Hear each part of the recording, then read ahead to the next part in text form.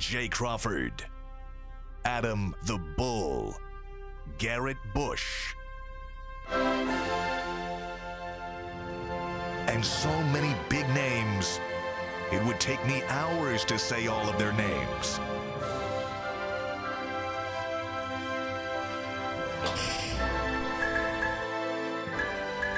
The ultimate Cleveland sports show. Booyah! Hey, here we are. Jay is gone today. G is back today. Still sniffly, though. G, you all right over there? I asked you guys, I'm like, did sniffles mean you still sick? Yes. Yes. Yes. Like Yes. if you have a drippy nose. Yes. Yes. You just described two of the symptoms Yes. of being sick. Honestly, you If should you- still be home today.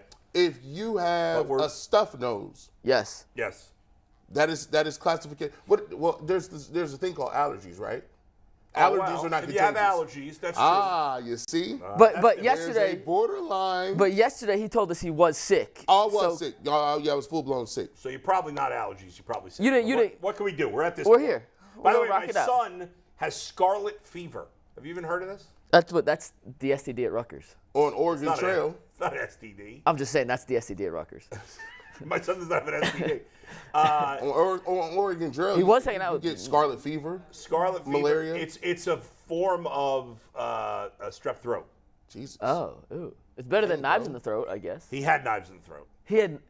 Butcher game. Well, knives in the throat is not an actual diagnosis. Butcher game, yeah. It's because you know your butcher. Yeah. You shout out your butcher, your son gets knives in the throat. That's yes. what happens. Really? Yeah, Is that a combination? Yes. Oh, butcher I knives. didn't know that. Chopping them up. Anyway, he's feeling a little better today. He's on an antibiotic, but it's been It's been rough. a rough stretch. Rough health stretch in your family right now. It really has been. Have we So, pinpointed? Have we pinpointed the start of this plague? Who was the first one who was sick? I think it was Earl. No, it was Tyvus last week. Oh, it was Tyvus. You're right. Tyvus got everybody sick. Tyvus got Earl Earl was sick. sick. Earl got G sick. G sick. G My got son Aaron got sick. sick. Somehow I didn't get sick. Oh, Aaron was here. That's true. He was here that day. Well, he wasn't here the day Tyvus was here. Nobody was here with Earl. He was Yes. here with Earl, right?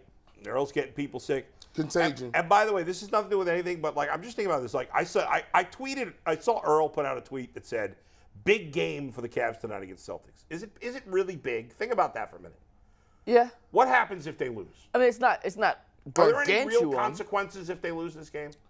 No. No. But what'll happen is, I think it's big for them in terms of what they could be.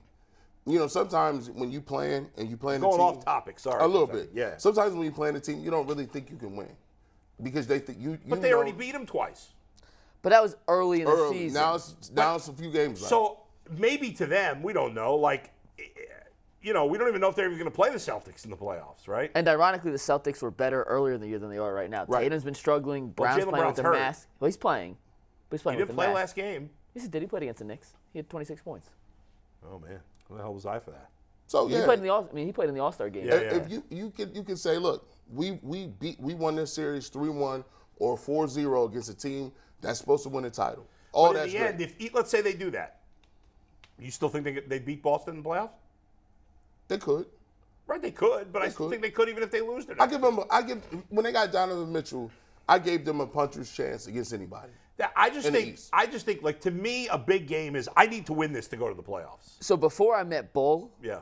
I would have said this is a big game. And you actually, and your thought process rubbed off on me that no regular season game in the NBA or Major League Baseball is truly a must win. Like, you have to put it all in context.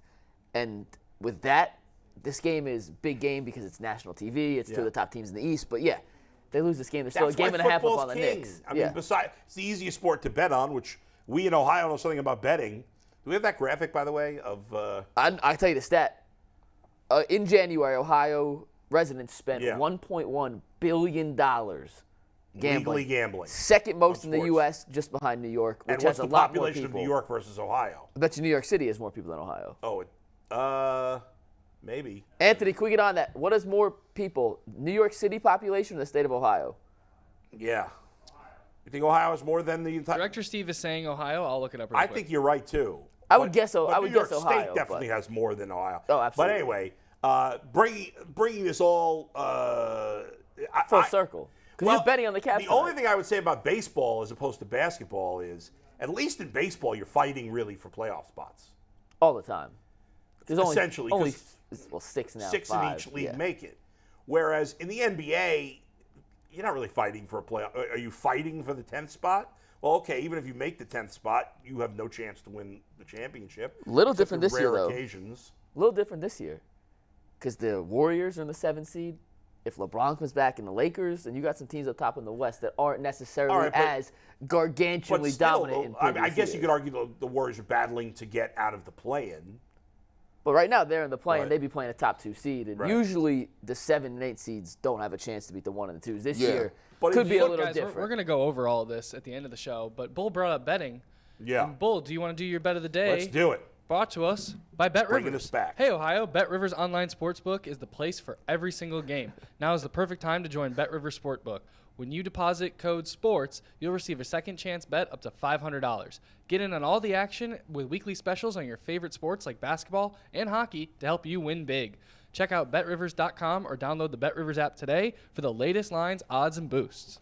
And I'll be doing my first Bet Rivers Cleveland podcast on Monday. And I'll be doing probably 3 podcasts a week about Cleveland, and then once a week national podcast. So check that out. I'll have more information later in the week. I won yesterday. You did? I had Ball State Ball plus State 9. against Akron. Ball State plus 9. They covered. You got today's bet there, Anthony?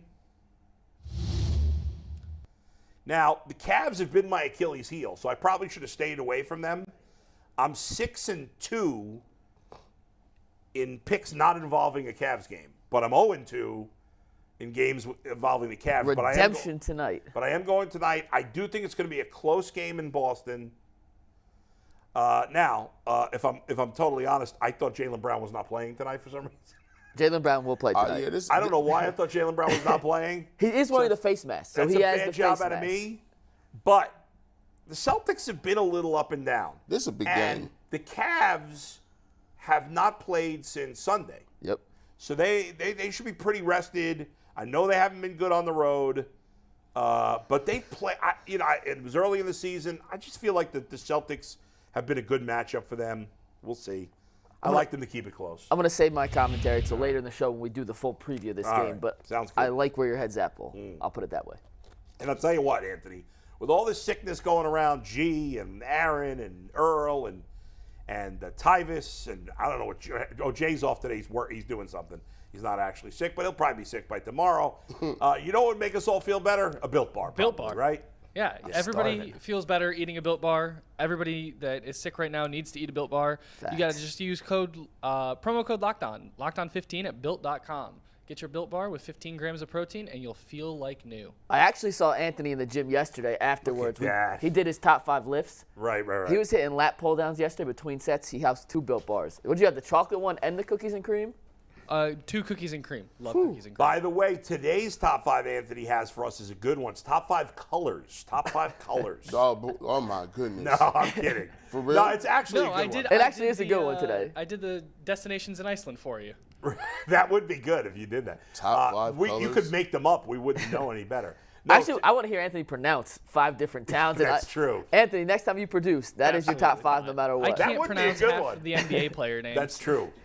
I'll save the embarrassment for later, All right. Anthony. Don't worry. But no, your list. What's your list again? It's a good one. I'm actually. doing top 5 jobs that I would rather do other than this, but I don't have the skills to do Are there them. really 5 jobs you'd rather do than this? You're having a ball doing. yeah, I'm it. Oh, insulted. yeah, no. I mean, don't get me wrong. I love this job, but I Yeah. had 5 careers growing up as a kid that I was like, I can do this, and then realized I cannot do this. I hope they're all high paying. Yes. Because that would be the only reason to leave here. Really. Spelling is not You know what's so involved, correct, crazy? Christy? The best job I've heard of that is not advertised.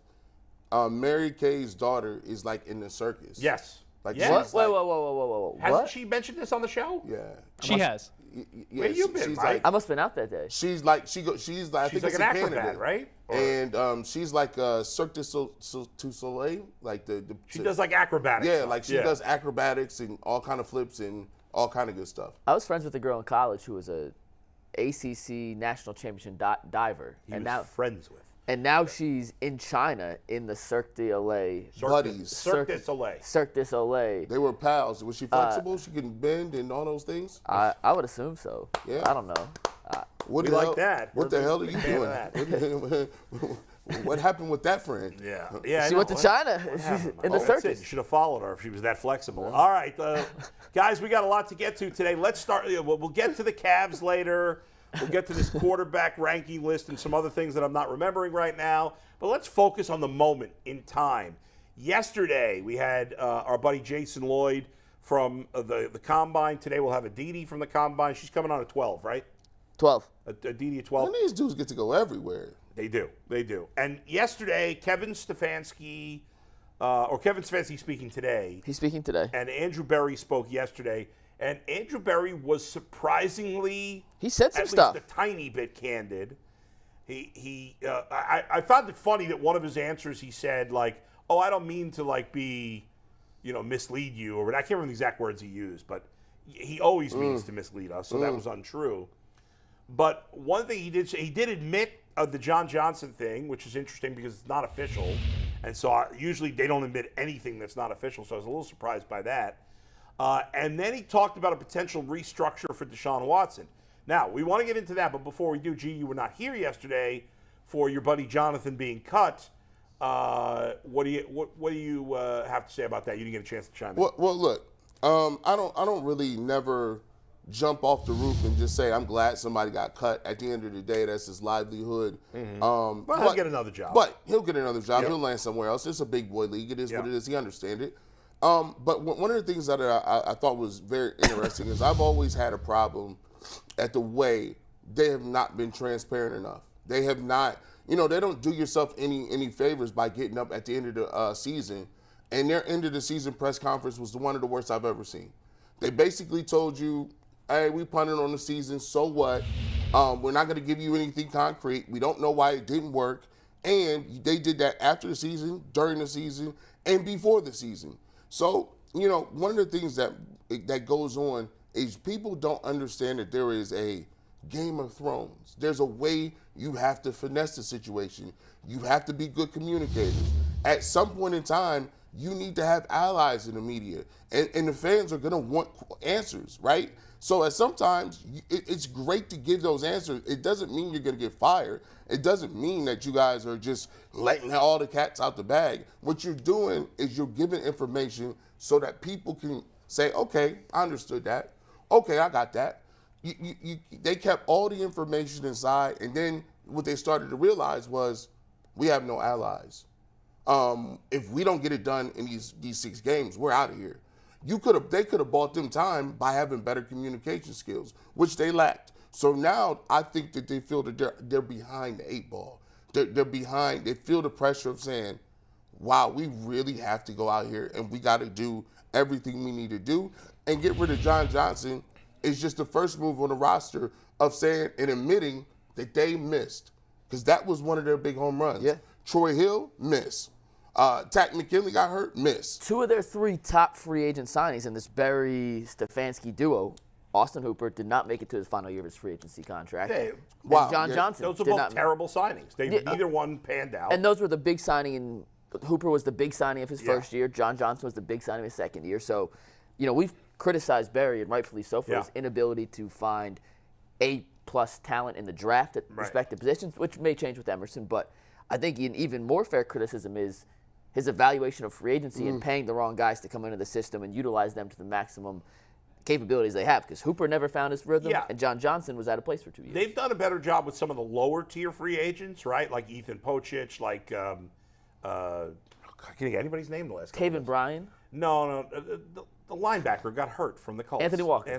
What's wrong with me? My Bull brain forgot everybody's. not he forgot, functioning these last couple days. What? he forgot everyone My on the brain Bengals. is just The spurting. Rolodex? Yeah, I don't know. Yeah. I don't know what's happened with my brain the last couple of days. But anyway, so some of those lower level free agent moves have been okay. But listen, now to be fair, I think we all liked the John Johnson signing when it happened. Yeah. I think we all liked the Hill signing when it happened. I know I loved the Austin Hooper signing. I thought he was going to be great here. Yeah. He wasn't. He was terrible. So, but our job, we don't get paid to make the right transactions. We get paid to entertain and get people to watch or listen or whatever. So if we don't do our job, then we lose our job. Just like if you don't acquire talent as a GM, that's your job. Yeah. And Andrew Berry hasn't been terrible for 3 years, but he's far from been good enough. He's been average. Average at best. Yeah. Now, that's an upgrade over what some of the previous GMs are, but you can't go. It was just like with Baker. When you and I don't know if you had this experience, G, but when I was saying move on from Baker, and I know you were saying move on from Baker, I would often get the response was always, but he won us a playoff game. Yep. But he's better than what we had. Well, the goal is not to be better than what you had. What are the alternatives? The best since '99, the greatest. None of that matters. Like, yes, Andrew Berry has done a better job as GM, and Kevin Stefanski has done a better job as GM as most of the other Browns coaches for the last 10, 12 years. And that's a positive. But the goal is not to be mediocre. If the goal was to be mediocre, these guys would be all-stars. Well, the Giants are going through that right now with Daniel Jones. They're going to have to pay him as a great quarterback. And we saw for one season, Daniel Jones is more than serviceable. Right. But you're going to pay him in the same tier as the Burrows, the Herberts, the Watsons, the Mahomes. He wants $45 million a year. You can't be that's a terrible position good and be paid to be great because that's when it hamstrings everything else on the roster. Well, that's true. And back to Deshaun Watson, which we're going to talk about restructuring in a sec. If Deshaun Watson is great, he's worth every damn penny that they pay him. And there's not a single question, debate, argument about it. No. The issue is if he's not the player who's making whatever money, and we'll find out next year in the coming years, then your roster's screwed and you're really hamstrung with moves all across the board. That's true, and it was interesting as you bring it up, so we'll get to it, that Andrew Berry did bring up the potential of restructuring. It's going to happen. It's going to happen. You have to do it. Obviously, Deshaun Watson's would have no reason to be on board. They're not taking away any of the money he's going to make. Can I explain for people out there? I wrote down a 5-step process. Yeah. This is what restructuring in the NFL means in terms of contracts. And I did some research on this to make sure I had it right. I know we had a discussion with Amari Cooper later. Why would he do it? We may have not had everything right. So this is what restructuring a contract means. It means, one, the exact same amount of total money. Deshaun Watson will get his $230 or more, million, potentially. or more. But not less. But he will not get $1 less than was already negotiated. Right. It is the same amount of years. They're not going to add years onto the end of the contract. They're not going to take years off the contract. It is the exact same amount of years. What it does is the player, Deshaun Watson in this case, would get paid up front, turning his roster bonus into a signing bonus, which what that does is gives the Browns short-term cap relief, but future cap costs rise. It pushes back the cap hit. So, for example, Watson's supposed to make $53 million each of the next 4 years. What they can do, theoretically speaking, and we don't know the exact numbers, but they could cut $30 million off it from this year and make that $53 million hit a $23 million hit. Yeah. Right. And then it's $63 million for each of the next 3 years after that, And for or however they spread it out. Yeah, but essentially when you do that, there's no change to what from Deshaun Watson's perspective, it's he gets paid $230 million Nothing guaranteed, changes no matter what. Now, if they wanted to make it a longer contract, well, then you're renegotiating something else potentially. But just to restructure, we see that all the time. Eventually, you do have to pay the piper on that. Yes. I mean, it does come to a point. Everybody's, we've talked about the cap being a myth, and I've even said it. Eventually, there is some you come due. Like the Saints have done it for years, but they've lost some players over. Absolutely. Right, and they're not that good a team anymore. So eventually, you got to pay for it. But I think right now, with the position the Browns are in, you don't really want to take that $50 million cap hit this year. No. You can't. You have no money to upgrade your team elsewhere if you're paying Deshaun Watson $53 million. They don't have to do that a couple years. Right. And the key to me is beyond, like the obvious is that Deshaun Watson has to be a top 10 quarterback, right? Essentially, he's got to be at least a tier 2 quarterback for them to have a chance. Yeah. Like the tier 1 is Mahomes, Burrow, and then you could debate one or two other guys. I think Herbert, Allen, maybe Hurts, maybe Lamar Jackson, right? Maybe if Lamar stays healthy, if Hurts does it again, I'd put those two guys in there. So at most, there's 6 tier 1 quarterbacks. So at the very least, Deshaun Watson has to get into that second tier, which is 7 to 12. At the very least. Now, I'm expecting him because in Houston, he played like a tier 1 quarterback. Yeah. That's what I'm expecting and hoping. But at the very least, he's got to get to tier 2 because you can win with a tier 2 quarterback if the team's good around him. But besides Deshaun, guys, the key is going to be, and the reason you push the salary cap off is because you hope that as you draft more players, that those guys, so in other words, 2 years from now, you're either Bitonio or Teller will be gone 2 years from now, right? Facts. Maybe both. Jack Conklin's probably gone. Amari Cooper's probably gone. So all that money is going to be gone. Now, you will have to pay some other guys, but the hope is that for at least some of that time, you're getting that talent, that performance from younger guys. Now, it's fair to say that Andrew Berry has not been able to do that with any consistency. There's been some of that, but, Donovan Peoples-Jones, Martin Emerson, Greg Newsome to some degree, there's been some of that, but not enough. But that's going to be the key. Yeah. That's the key. Once you start paying guys, you have to have young guys come in so when you push the cap, you can make up that hit by getting rid of some of the other veterans. And Boo, I look at it, and we talk about this offensive, defensive thing, right, a lot. We talk about what's more important, what's going to get you to the next level. And for me, I look at it a situation where I say Deshaun Watson, my number one goal is to get him in that top 7. And what does that? Getting a defensive tackle doesn't do that. Getting edge rushers that are guys in the draft, 2nd, 3rd round edge rushers aren't going to do that. What's going to do that? A wide receiver. When you look at positions in need, everyone says inside linebacker, everyone says defensive tackle. But to be honest with you, if a guy comes in the league and he's a game buster at defensive tackle, what are you going to get? 3 sacks from him? Maybe. He's a rotational guy. If you get an edge guy, what is he going to do? He got 8 sacks? I mean, you got to realize those are impacted and do count in the game. But when you say he needs to be in the top 5 to be competitive, I wholeheartedly agree with that. And so as an organization, they have to look at people that can get him to the top 5. So, yes, they're probably going to have to go out and find an aging receiver that has a name or has some sort of skill set. Is that a wise move? Not really if you're looking for 3 to 5 years. But like you said, I'm only looking for 2 years. Batonio going to be gone in a couple years. Teller is going to be gone in a couple years. Mari Cooper's gone in a couple years. So what you got to do is maximize what you could do with those guys now.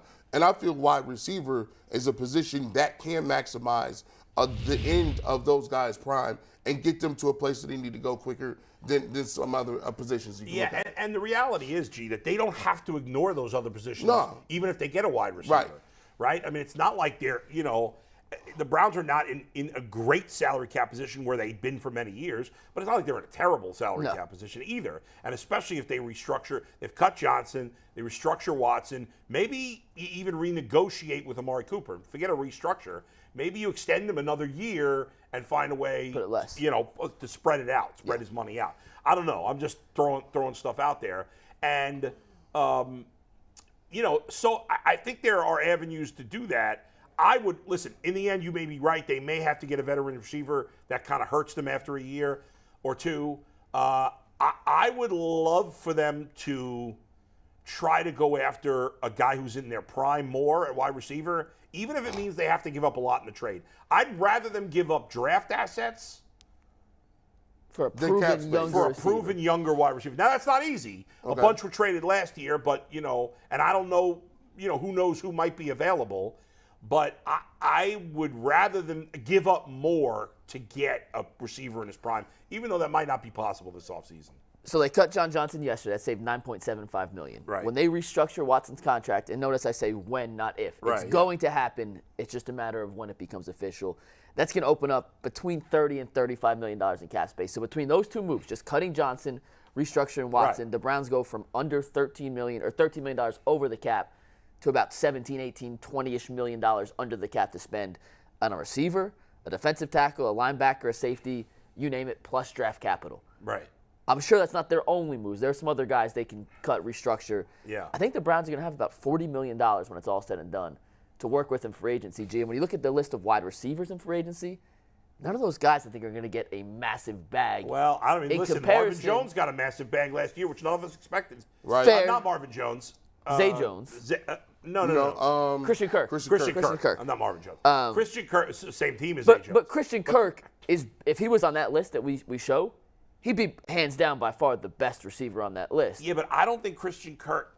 And by the way, Christian Kirk proved he was worth every dollar. He was a legitimate. He was, but he had not proven it before last year. Yeah. Fair. That's why we all thought it was a stupid move. So there may be a guy in that group that the Browns look at and say, maybe this guy, maybe it's Darius Slayton or Mecole Hardman. We've said it before, I like Hardman and Renfrow on this list the most. The only thing I would say, my problem with those two guys. See, I like again, I can't think of a name. The guy from Green Bay, Lazard. Isn't he a free agent? Why is he not on that list? I'm not sure if he's a free agent, free. but when we made this list, we were looking at Renfro because I made this list. Renfro is a slot guy. The other four are speed guys. Well, okay, fine. Lazard's not a speed guy, in but the he's a big end, target. I want the Browns to get the best receiver they can get, even if it's not necessarily a speed guy. Here's my problem with Renfro and Hardman.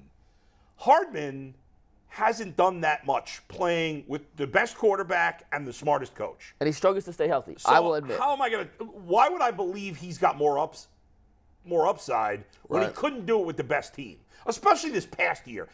You could argue the years before that, well, they had Tyreek Hill and Travis Kelce. Well, this year they only had Kelce. He did have a touchdown in 6 straight games before he got hurt, though. I hear you, but he's not a number 1, number 2 wide receiver. I don't think he's ever going to be. If they went on and got another number 1, and you added him in on that, I'd be like, oh, that's a nice move. Agreed. That's a nice move. Do you consider real quick? If Hardman's the second best receiver you bring in this That's season, crazy. that's good. I'm feeling good about that. Not the best. Let me ask you guys a question. Yeah. I think we'll agree on the first. I'm not sure how you feel in a second. Hopkins, just theoretically speaking, is a number 1 guy still. Do you look at him as a number 1 receiver? Yes. I guess You so. do, I know. I am worried about the age, as we talked about, but if he doesn't have that age 31 drop-off, which not everybody does, then probably yes. Or maybe not a top-tier 1 anymore, but he's still a a 1. And let's be clear, the age scares me. It does. I mean, it but does. you still want him. But I still, based on our circumstances, I think they just have to be aggressive. Brandon Cooks, is he a number 1 guy? I think he's a lower tier number I think 1. I think he's a 2. I agree more with you in the 2. So Yeah. going off what you said, bringing in a legit number 1, we saw Devontae Adams. We saw Tyreek Hill. Who else moved last year? Big-time receiver. There was one other. Oh, A.J. Brown. A.J. Brown. So we saw 3 legitimate, bona fide, certified, no-brainer number Imagine 1s if they had move. one of those guys. Yeah, man. Silly. Crazy. I'm not sure with the success those 3 had, even though the Raiders sucked, Devontae was phenomenal this year. Yeah. Tyreek completely changed the entire outlook of Miami's offense. A.J. Brown made a Super Bowl with Philadelphia. I'm not sure if GMs are going to be so willing just to trade a guy of that stature. But you know what? In the end, if team feels they can't afford to pay a guy, or if the guy wants out, other teams are. Ideally, nobody wants to trade a guy like that. You want that guy on your team, but sometimes it becomes a situation where you can't. My concern about Hunter Renfrow, I'm not really high on Hunter Renfrow. He had a good year 2 years ago, and let's face it, I don't mean to make everything about race, but people get excited when a white guy does good at receiver. They get a little overhyped sometimes. He is a nice player, but what he did 2 years ago, which was nice, that's his ceiling to me. Fair. Now, I understand he played with Deshaun Watson, so that's a reason. I don't have a problem if they get him. But again, I think of him, not that he's the same kind of player as Hardman, but I think of him like Hardman. If he's the second best receiver I get, if you tell me next year they're going to go with,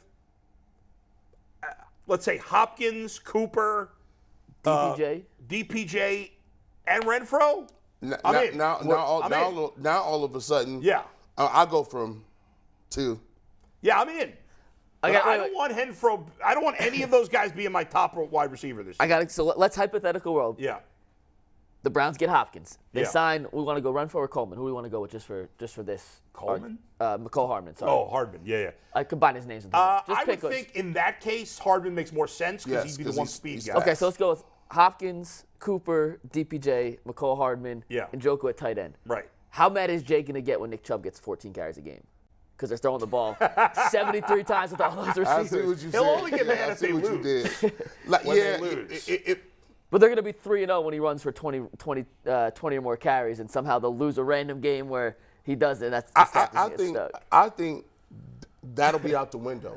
It better be. If It'll they be got out the those for it, window. better be out the window. Because what you'll start to see is not only will we understand that the better way to go about trying to win is throwing the football, Nick Chubb will see it. Like, man, they got these dudes out here, and the runs Nick Chubb will get, It's going to open up everything. He'll hit home runs. You think about it.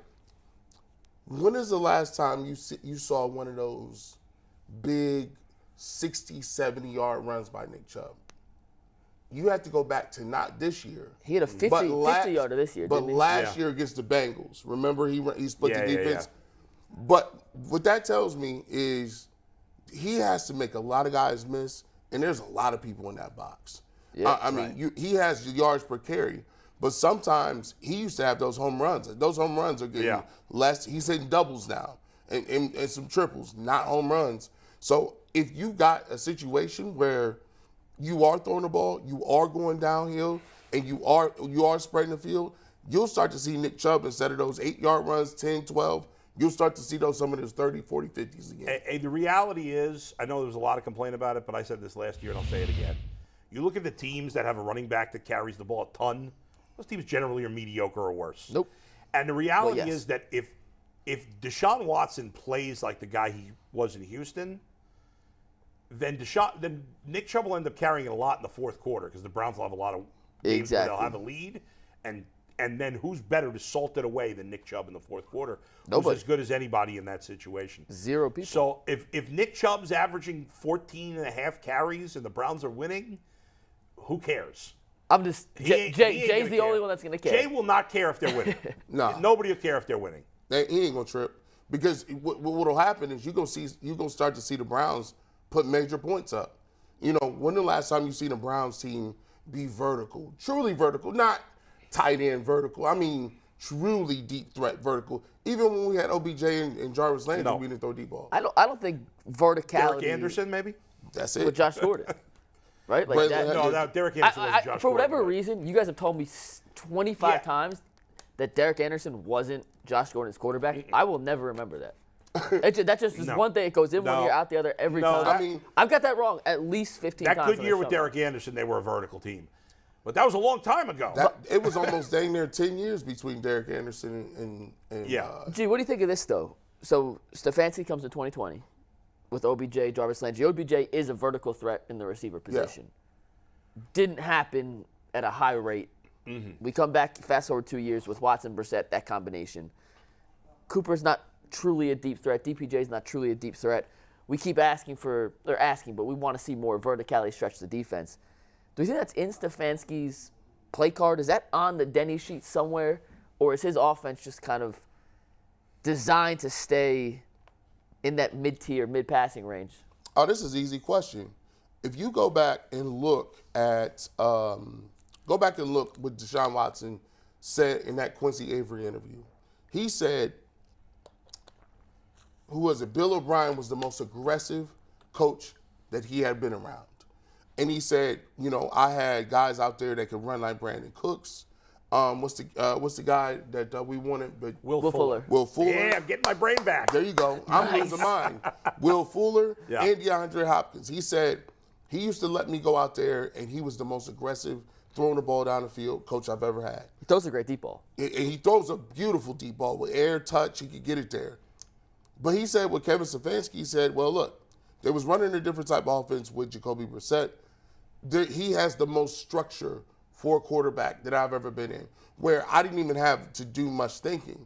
And I would just go out there and play. He had a lot of guardrails. And that's the second time I've heard a quarterback say that. Baker Mayfield said that. Yep. Deshaun Watson has now said that. And so what it looks like to me is that Kevin Stefanski has an offense that is predicated on simple throws, fundamentals, getting the ball downfield. But in this league, people's too fast. People's too good. They scheme for you. The little boots, the little dink and dunk over the middle to the tight end, that'll get it done against the bad teams. But when you play good teams, they're going to lock all that up. They're going to be like, well, we're just going to pressure you. So I think Kevin Stefanski has not had a quarterback who he's let blossom into throwing the ball down the field, and that is because he has thought he didn't have that type of skill set with Baker, Jacoby Brissett, or Kirk Cousins, to be frank about it. All the way back to all the way back. So I think he does have it. It could be in a playbook, but he hasn't shown it thus far. No, and we're going to find out. I think people like me who have defended Kevin Stefanski have said, hey, he hasn't had a good quarterback, so it's fair. Okay, because the offense seems a little conservative. We want to see like some of these other teams that have these high-powered offenses where they're throwing the ball. We want to see that for the Browns. If we don't get that this year, I think we're all going to have a huge problem with it because he's got the quarterback now. Now, if you don't like Deshaun Watson is a Ferrari, right? Or at least he was. and it's a Ferrari that sat in the garage for 2 years. Right. So you're starting it up. It's coughing a little bit. It needs a tune-up. Got the tune-up last year. You know, it needs some maintenance, maybe a paint job. But it's a Ferrari down deep. And you don't buy a Ferrari to just take it down the street. No. At 20 miles an hour. So he's got to treat Deshaun Watson next year like he treated a Ferrari. He's got to open it up. Right? I feel like that's something that G does. No, those kind of comparisons. No, that was good. That was good. I like that was good, yeah. But I think that's the case here. And he hasn't had it. He's had a bunch of, Hondas and Toyotas. Dodge pickup trucks. He had a Geo Metro, maybe. Well, all right. So Brissett is. By the way, I had a Geo Metro that did not have power steering, and I was like, by the way, that's the greatest invention known to man. Power steering, bro. I had an old school Mustang. Oh yeah. The power steering went out. The worst. You be doing. By the way, with my Geo Metro that I had, like 20 years ago, whenever it was, did not have power steering, and then right before I got rid of it, the car would not go in reverse. What? Something happened to the car. The car would not go for reverse. I was still driving it for like 3-4 days, and what I would have to do, and you had to pull into every spot. I had to pull into every spot, right? And then I'd have to be able to pull out. So the only thing was, at my house, I had a driveway that was like this. So I would pull in, and then I would just roll it down. I would just roll. It would roll. In neutral? That's crazy. In neutral. And for like 3-4 days, maybe a week, I was driving it that way. Until I finally was able to get another car. My goodness. Listen, back in the day, oh my goodness. I used to have this Ford Taurus show model. Yeah. And so I had this Taurus. It was like a 94 or something, bro. So we used to call it the Silver Bullet. And I had these tinted windows and these beats in it. My stereo system got stole 2 times, by the way. And I don't know what the heck. Why was people listening to loud music like that? I'm confused. People still do. Not as much. But it used to be bad. It used to be bad. With like the boombox. If you had a subwoofer in your trunk and your whole car shook as you were driving down. Man, when I was a kid, when I was like a teenager and I first started driving, like 17 or whatever, or my friends started driving, the big thing was to go, there's a street in Brooklyn called 86th Street. Anybody's ever been there if you live in Brooklyn or whatever. And it was a street that had a train going over it. And guys would like just go down there to try to find pretty girls. I never got no action there, but other people did. And everybody would just drive down the street playing their music loud like a bunch of clowns. Before we pivot to the next topic real quick, if Deshaun Watson's a Ferrari, Anthony, last thing, then we'll let you go with your read. Yeah. If Watson's a Ferrari, what's Brissett? Is he a Ford pickup? Solid, durable? He is he's like a Subaru. He's a hybrid Prius. So hybrid Prius. Well, I was gonna say. So then, what's Baker then? A regular Prius? An 01 Corolla? Nah. Case Keenum's like a smart car. Baker's a Hyundai. Josh Dobbs is a Tesla. Nah, he's a Chrysler. He's a Chrysler 200. Because if you look at a Chrysler 200, it looks nice, but it's not that nice. It looks you can mistake it for like a Bentley. Yeah, but that's a good one, G. But when you get up close to it and you be like, hold on, this ain't no Bentley. This is a Chrysler 200. That's fooled a good one. Fooled you. And you got to read? What do you got, Anthony? Yeah, so if you guys had told me that we were going to start ranking quarterbacks this early on, I wouldn't have bet on it. But if I did bet on it, it would have been with BetJack. Nice. The time is now, Ohio sports fans. Sport betting is live. Download the BetJack app today so you'll be ready to go when all the action starts. BetJack, Ohio Sportsbook. All right, very good. We thank BetJack for being a part of the show. Love and BetJack. We got a new sponsor coming in. You briefly saw that as that was scanning around there. We'll talk about that later. Guys, we love lists on this show. Every sports media outlet loves lists because then we could rip somebody else for doing their work. Right. This latest list is by Matt Cassel. Correct. What is Matt Cassel doing, by the way? The Matt Cassel, Tom Brady's former backup quarterback. Matt Cassel. He's with the 33rd team, which is actually a really popular, growing media it is a outlet. growing thing. I've been seeing them a lot. It's going pretty quickly. But they released their way too early 2023 QB power rankings. Yeah. And let's bring it up a lot of because issues with these I here. can't really read that on the screen there. So now I got to bring up the copy that you sent us. Do you want me to start? Yeah, why don't you get us started here? Before we get to Watson, let's start with the obvious here. All right, here we go. I got it. Hold on, I got to pull this up Jalen in front Hurts of over mine, Joe too. Burrow. Do you realize that 32 out of 32 teams will take Joe Burrow without thinking twice before they take Jalen Hurts? Maybe 31, because maybe Philadelphia would stick with that No, guy. Philadelphia would take Burrow. It's not even a question. Philly's taking Burrow. This list is out of pocket. Yes. When you go ahead, Would you agree with him that 32 out of 32 would take Burrow over Hurts? yeah, Even the Eagles? Yes. yeah. Yes. Okay. Even I think the Eagles might keep Hurts. I think the Eagles will trade him in a heartbeat. Bye. Yeah. I got to pull this up on my phone too because I know Anthony can't I leave think that up it's for us very all the time. prisoner of the moment for Cassel to put Hurts ahead of Burrow. I think Burrow should be 2. I would put Josh Allen. I know Josh Allen has not gotten to the Super Bowl, and Hurts did.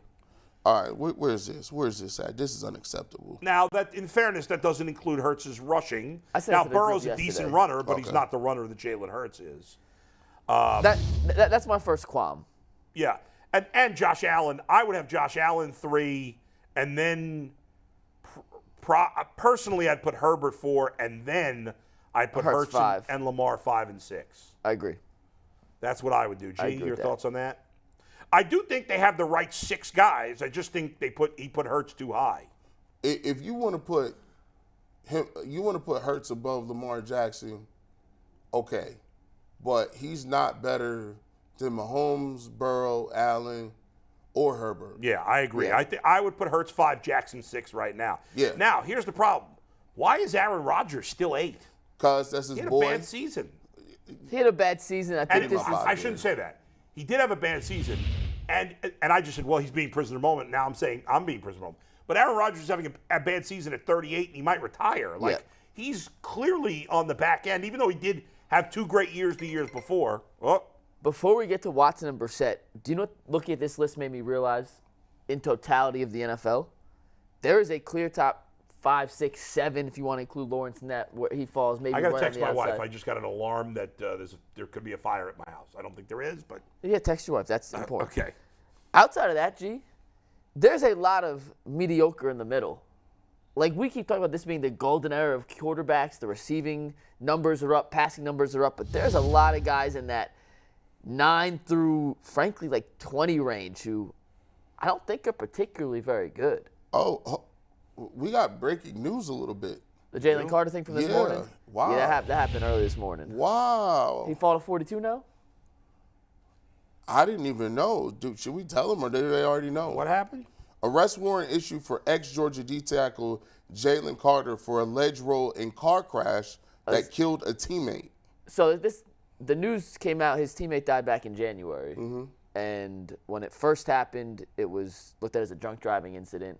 Jalen Carter told police he was a mile away from the accident when it happened. According to the new report, and the arrest warrant, it's not a report, it's an arrest warrant, the two were allegedly racing, weaving in and out of traffic at 2 a.m. in Athens, both going well over the speed limit. The one car crashed and someone tragically passed away, and Carter was involved with that. So there's an arrest warrant out. Both the charges for Carter are misdemeanor charges, but that certainly will affect his draft stock, or could affect his draft stock as the combine gets underway today. And he's one of the people interviewing today. It's defensive lineman interviewing. So Everything's okay at my house.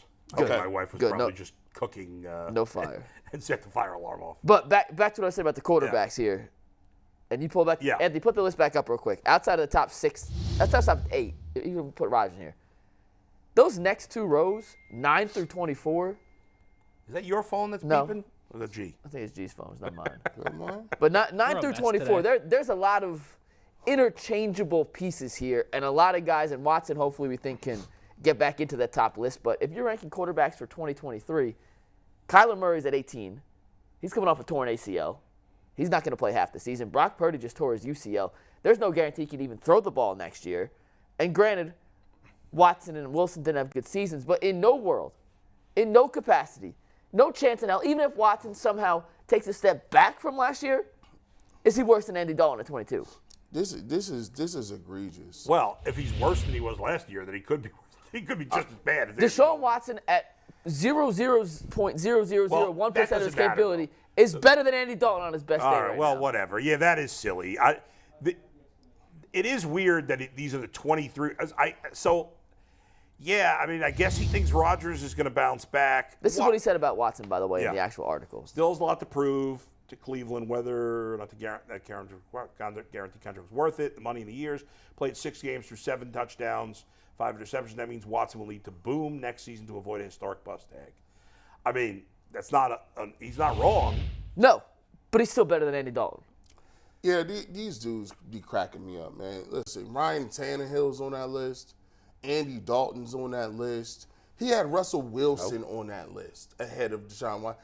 You know what? I'm actually glad they doing that.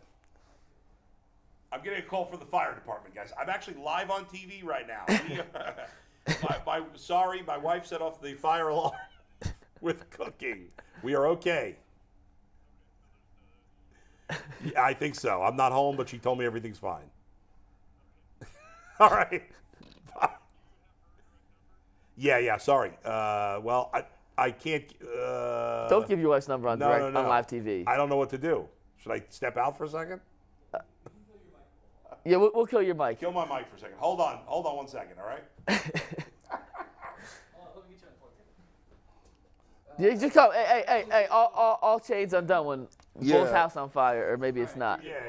All right, Bull, you get up for a sec. All right, G-Bull, we're going to hold down the fort without Adam the Bull for a sec. When you look at this list, I'm going to pull it back up here real quick. I'm going to name guys. Tell me if you take Watson or said quarterback for next season. For next season. We'll start 9. Watson or Dak Prescott? Hello? Give me Watson. I'm taking Watson. I don't believe in Dak Prescott. I don't believe in Prescott either. Geno Smith or Deshaun Watson? Watson. Kirk Cousins, Deshaun Watson? Watson. Jared Goff, Deshaun Watson? Watson. Justin Fields or Deshaun Watson? Watson. Tua Tagovailoa? This is a tough one. But Tua be hurt all the time. He got 10,000 concussions. Give me Watson. There you go. Derek Carr? Come on, man. You already know what it is. Give me Watson. Daniel Jones? You already know how I feel about him. Brock Purdy? Come on. Kyler Murray? He's hurt. It's for next season. He's hurt. He's coming with torn ACL. Yeah. Matt Stafford, also injured. Should be healthy by next year, though. He old as dirt. Give me Watson. Tannehill, Garoppolo, Andy Dalton. Come on. That's what I don't get. That even if you take everything from last year into consideration, where Deshaun Watson, as we all know, didn't play as well as we hoped he could have. Mm-hmm. 7 touchdowns, 5 picks in 6 games, not great. But we know what Deshaun Watson can be. And there is no way on God's green earth, in any sense of the capacity, that those guys should be ranked higher than Deshaun Watson heading into next season. If that list was based solely off the 2022 season, fine. He's probably in the right spot. But the list said top quarterbacks for 2023, and going into next season, ain't no way in the hell half those guys should be there. You know, I think I told somebody this. We was talking about Deshaun Watson. I just believe that when you look at the way the media covers Deshaun Watson, actually, to be truthful, I don't think these guys really want him to succeed anyway. When you looked at just the backlash that the Browns got last year, there was no way, and you know what, that the media was going to give him a fair shake in the media. There were going to always be. Do you think he'll ever get that fair shake, though? No. Fair or foul? You don't think he ever will? No, because here's think about it like this. When they talk about Kobe Bryant, right? Kobe Bryant is way more established than Deshaun Watson. Top 15 player. Top 50 player ever. Top 10 player ever for a lot of people. Multiple champion, 5-time ring, all the accolades. Even when you mention Kobe Bryant and you mention that he died, there are people that are hack media guys who will say, well, we have to also mention that he was accused of sexual assault in Eagle, Colorado, blah, blah, blah, blah, blah. Anytime something like that comes up for any player that has any taint to them, it's going to always come up. Before we get back to this conversation, though, keep the fire emojis going in the chat room. Everything is okay at my house, but keep those fire. And speaking of the chat room, Anthony, let's do some membership talk here real quick before we get back to this conversation since we're on that. Yeah, let's Mike, go. do you want to tease overtime today? Because this was your topic. And for $4.99, all of our members on the coaches tier get overtime. And for $1.99, you get custom emojis. Overtime is blowing up, by the way. This is getting bigger and bigger. You want to be a part of that for $4.99 a month. Yeah, What's the topic today? If you guys didn't see something that happened in spring training yesterday, not in the Guardians game, in the Pirates-Orioles game, I didn't see it. then you're in for a treat. Gee, I know you're not watching spring training, so you're in for a treat. No. It brings back the best memories possible from your childhood, from my childhood, from your childhood, playing sports. It's something I've never seen in Major League Baseball before, but I promise will put a smile on your face, All right, and we good. can see more of it throughout sports in general. I like it. Now, getting back to what you were saying, G, yes, there are some members of the media that will always bring it up. Some people might think that's fair. Some people might think that's unfair. However, I do think by and large, if it's going to be talked about. The worse he plays, the more it gets talked about. The better he plays, the less it gets talked about. Because you can't throw in the snide remarks. Every time there's a tweet about Deshaun Watson, there's people, even in this town, media members, I'm not going to name any names, who will throw every tweet about Deshaun Watson, there's a snide remark to it. Well, if he's playing well, those go away from a lot of people. Yeah, I mean, agree. Ben Roethlisberger has a terrible reputation. Yeah. Terrible amongst a lot of media members. And yet, and we all know what he was accused of early in college and early in his career. And yet, at the end, it rarely got talked about. I will ask you this, though. Even if he does play well, he throws for more yards than anybody has ever thrown in the season for the Browns. Yeah. He leads the team to a Super Bowl. Do you ever think he'll win an MVP? Yeah. I don't think the voters will hold that against him because I think he could. I mean, I think there will be some voters that will do that. In the end, if he plays, personally, if he plays well enough to be in the conversation, I don't really care. I think that's a win anyway. But, I mean, you can't argue that there will be probably some voters that will use that as a negative. Did Ben Roethlisberger? I don't know if he ever played at an MVP level. Did you guys watch How I Met Your Mother? Has either of you guys seen that show? Not really. I mean, I've seen it, but not really. Barney, the guy Neil Patrick Harris plays, had Yeah. a scale. It was the hot to crazy scale for girls in this sense. So Right. if you were Which is ironic since he's gay in real life. exactly, but it was if you're this crazy, Yeah. let's do an exact. I can't draw a scale. But I if you're- remember this a If little you're bit. this crazy, you must be this hot. There's a direct accent. Yeah, that's true. It makes sense. And if you're super crazy and not super hot, then it's probably not worth dealing with. And if you're, Right. you can picture the scale. If Watson plays like this and he's playing well, the amount of comments about everything else goes down. Well, and why- when he's not playing well, Of course. it's in the inverse. And it's the exact same scale, just change what's on the And axis. it's the same axis. for teams in terms of having a guy on the team, right? Why did the Browns give Josh Gordon so many chances? Because he was an good. awesome talent. Unbelievable, yeah. If Josh Gordon had the talent of just a guy. If Josh he would've Gordon been was Hunter Renfrow. Yeah, he would have been gone the first fail or the second fail. If at the most. Deshaun Watson wasn't supremely talented at the quarterback He position, might be out of the league. he'd be out of the league. Yeah. If Brian Hoyer Right. It's had thing the that same happened to him. allegations Yeah. that Deshaun Watson said, he's not getting a contract. No. I will say there is there's a lot that goes into you watching them. Obviously, this is one person's opinion, one person's list, but the reality of it is, if you really drill down on it, him being 24th has nothing to do with what he does on the field. That 24th ranking is a reflection of what somebody A has disdain for, which is allegations, and B, I still don't understand this thing. Why does everybody consistently bring up $230 million guaranteed? People bring that up so tough.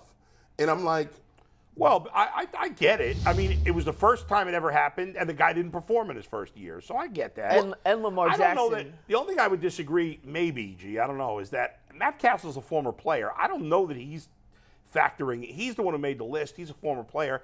I don't know that he's necessarily factoring that into his rankings. oh, you listen, there was 100,000 players that was former players like, oh, Deshaun Watson should be suspended indefinitely, forever. I mean, Ryan Clark came out, and he was a player.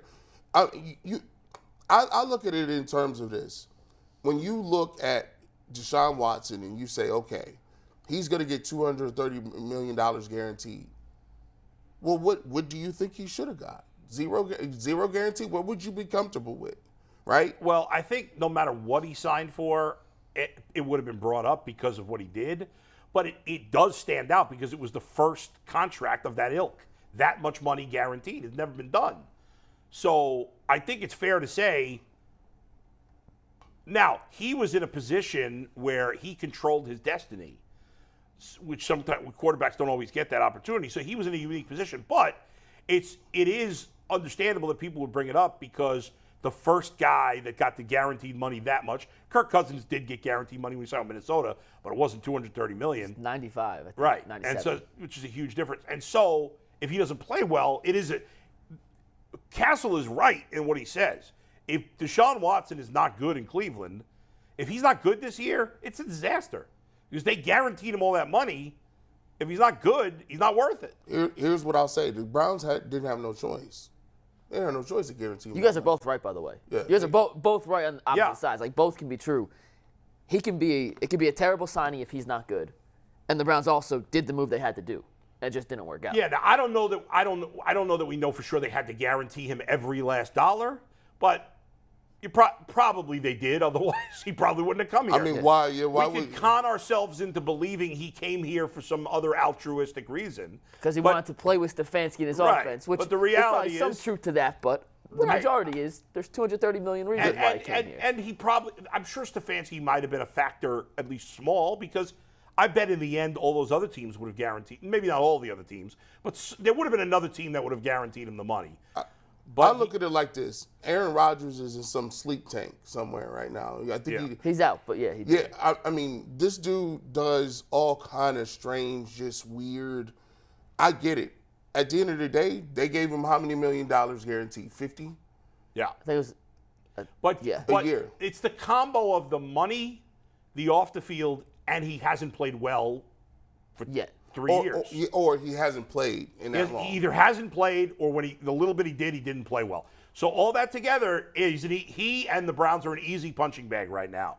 And if they don't turn it around and he doesn't turn it around this year, it's just going to get worse. Yeah. But honestly, a list like this, it's really hard to project where to put Deshaun Watson. I mean, you got to look at it like this. Ain't no way in the world Andy Dalton should be nowhere near on this list above him. Jared Goff, no, stop. Jared Goff had a really good year this year. Jared Goff did have a good year, but I mean, come on. He's not 12 to 24. Gee, but I would say, listen, we all know the upside for Deshaun Watson is way higher than any of these other guys. Matt Cassel's assuming, essentially, that Deshaun Watson is not going to have a good year. That's what he's saying. That's fine if he feels that way. I don't agree. I certainly would have him a lot higher on the list. But I honestly would have a hard time deciding where to put him. I don't know where to put him. The whole middle range, like I said, when we looked at that, the top line, you could argue the order, but that's most likely the top line in some capacity. Lines 2, 3, and 4, there's a lot of moving parts that you can make a compelling argument for as to why X quarterback should be an X spot ahead of XYZ, and quarterback B should be ahead of these guys because Baker of 28th, by the way. Behind Brissett. Which, by the way, Brissett's better than Andy Dalton, too. That was another issue I had on the list. We didn't talk about Brissett. If you're listening and watching Deshaun Watson, they think you're trash. They just think you just garbage, bro. Well, Matt Cassel thinks you're trash. Hey, I hope he's putting all on the bulletin board. Yeah, I hope he's doing all Hold that. Because when you start putting up numbers, I want you to say it too. Hey, we ain't gonna get on you. When you start throwing for 300-400, come back and say, Matt Cassel thought I was garbage, and he said Andy Dalton was better than me. He's not. Who came on First Take and said the apology better be as loud as the disrespect? Who said that? That was a great line. Great line. Apology better. I think it was Carmelo Anthony. It might have been. I think it was Carmelo Anthony. And for anyone, and this goes out to us in our jobs, anyone out there, if you have a take and you're wrong, it's okay to backtrack and accept the fact that, hey, I wasn't right every time. I called Darius Garland a JV point guard. Yeah. I called him. I said he's a little kid. This guy, I don't know. He's not that good. I don't know what the heck they was doing. And I had to come back and be like, you know what, Darius Garland, I was wrong. And it happens in all things. Wrong. And not to we'll pivot to the Hall of Fame game in a second, Anthony. But the news with Jalen Carter came out this morning, right? Remember a couple of weeks ago, Todd McShay went on ESPN and was like, I'm hearing there's some character issues with Jalen Carter. And everybody from all depths of the internet attacked Todd McShay saying, look at this article saying he's a great leader. And those all things might be true.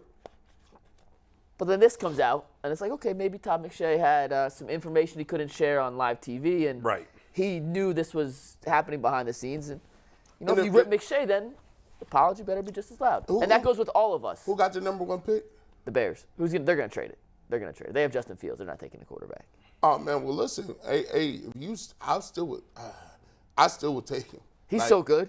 I still would take him. He's so good. Like I don't, you know, like I thought this happened like yesterday. This happened back in January. Okay. So they knew about it and they played him the whole season, but they didn't know he lied to the police officers. Yes. Okay. And he just got the arrest warrant for his arrest came out today. He was not involved. I know Mike already breaking his rule, by the way. Yes. Yeah, no, it's fine. I did. So, guys, I have to chime in here because we have a new sponsor, and now the 12 o'clock lunch hour is sponsored by Colleague Racing. Colleague Racing, your Northeast aboard. Ohio NASCAR team. Thank you for sponsoring us, guys. Yeah, you're going to hear that a lot throughout the 12 o'clock hour, not just today, but for the next couple of months. Colleague Racing, we are got the proud racing flag on there. to have them as a sponsor. And now, if you don't have a NASCAR team, you do now. I It feel is like the we Matt have to Crawley team. learn a little more about NASCAR. Every Monday and Friday. Yeah. Will be a quick Because little I don't NASCAR know. nugget. Maybe Earl should do a NASCAR report. We're going to put a mic back there for Earl, and he's going to he do a loves little NASCAR, this guy. NASCAR I report had every Monday and Friday. I had my Colleague Racing hat on in Giant Eagle. People was like, "Hey, who's your friend? You like the Chevy cars?" And I was like, AJ Allmendinger, that's your answer. He's the only yeah. one I know on Colleague All Racing. the drivers I knew, like I paid, when I was living in upstate New York, I used to pay attention to NASCAR because we carried it on my station. But now all those good drivers from then are gone. Right? Retired. Yeah, that Jeff era- Gordon, Jimmy Johnson, Dale Earnhardt Tony Jr.'s gone, Stewart, isn't he?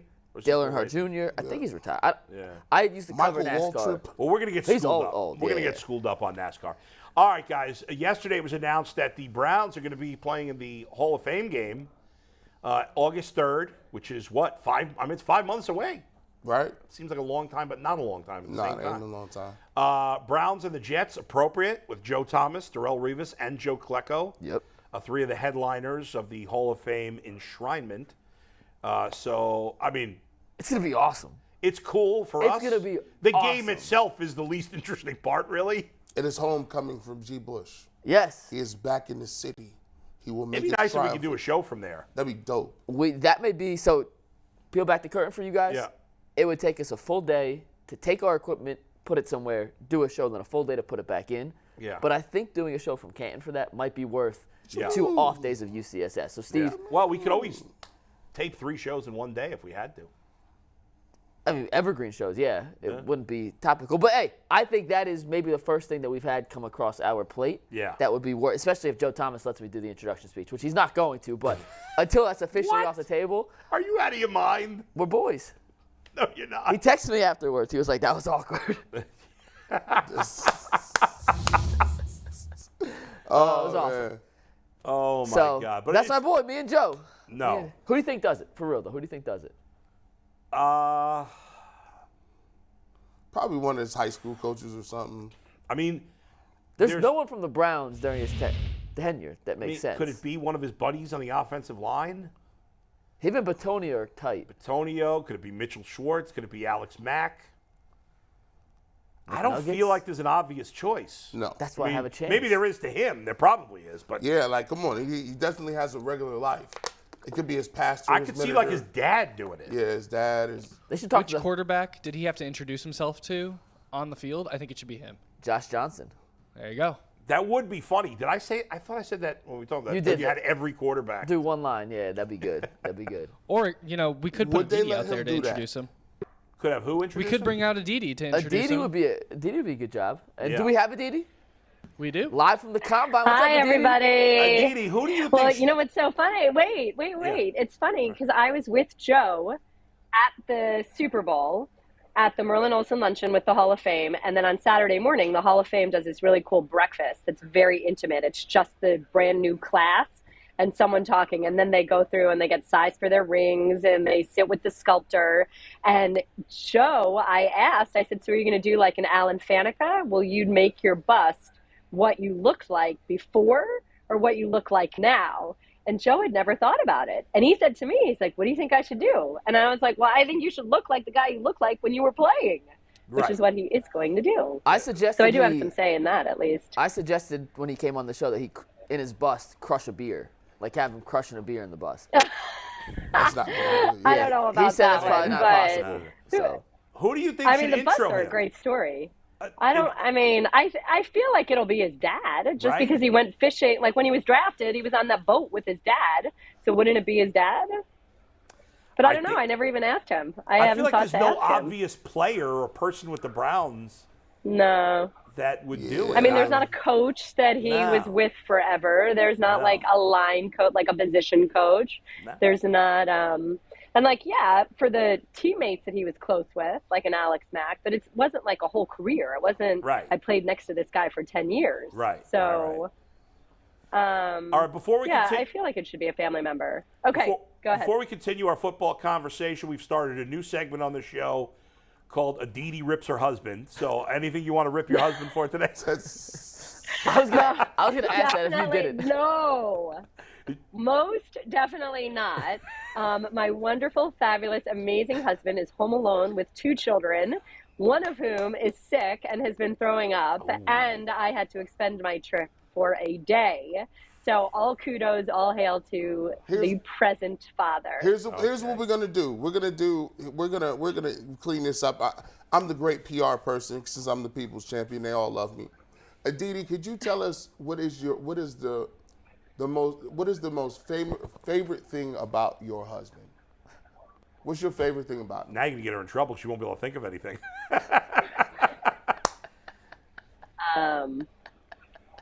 He likes my cooking.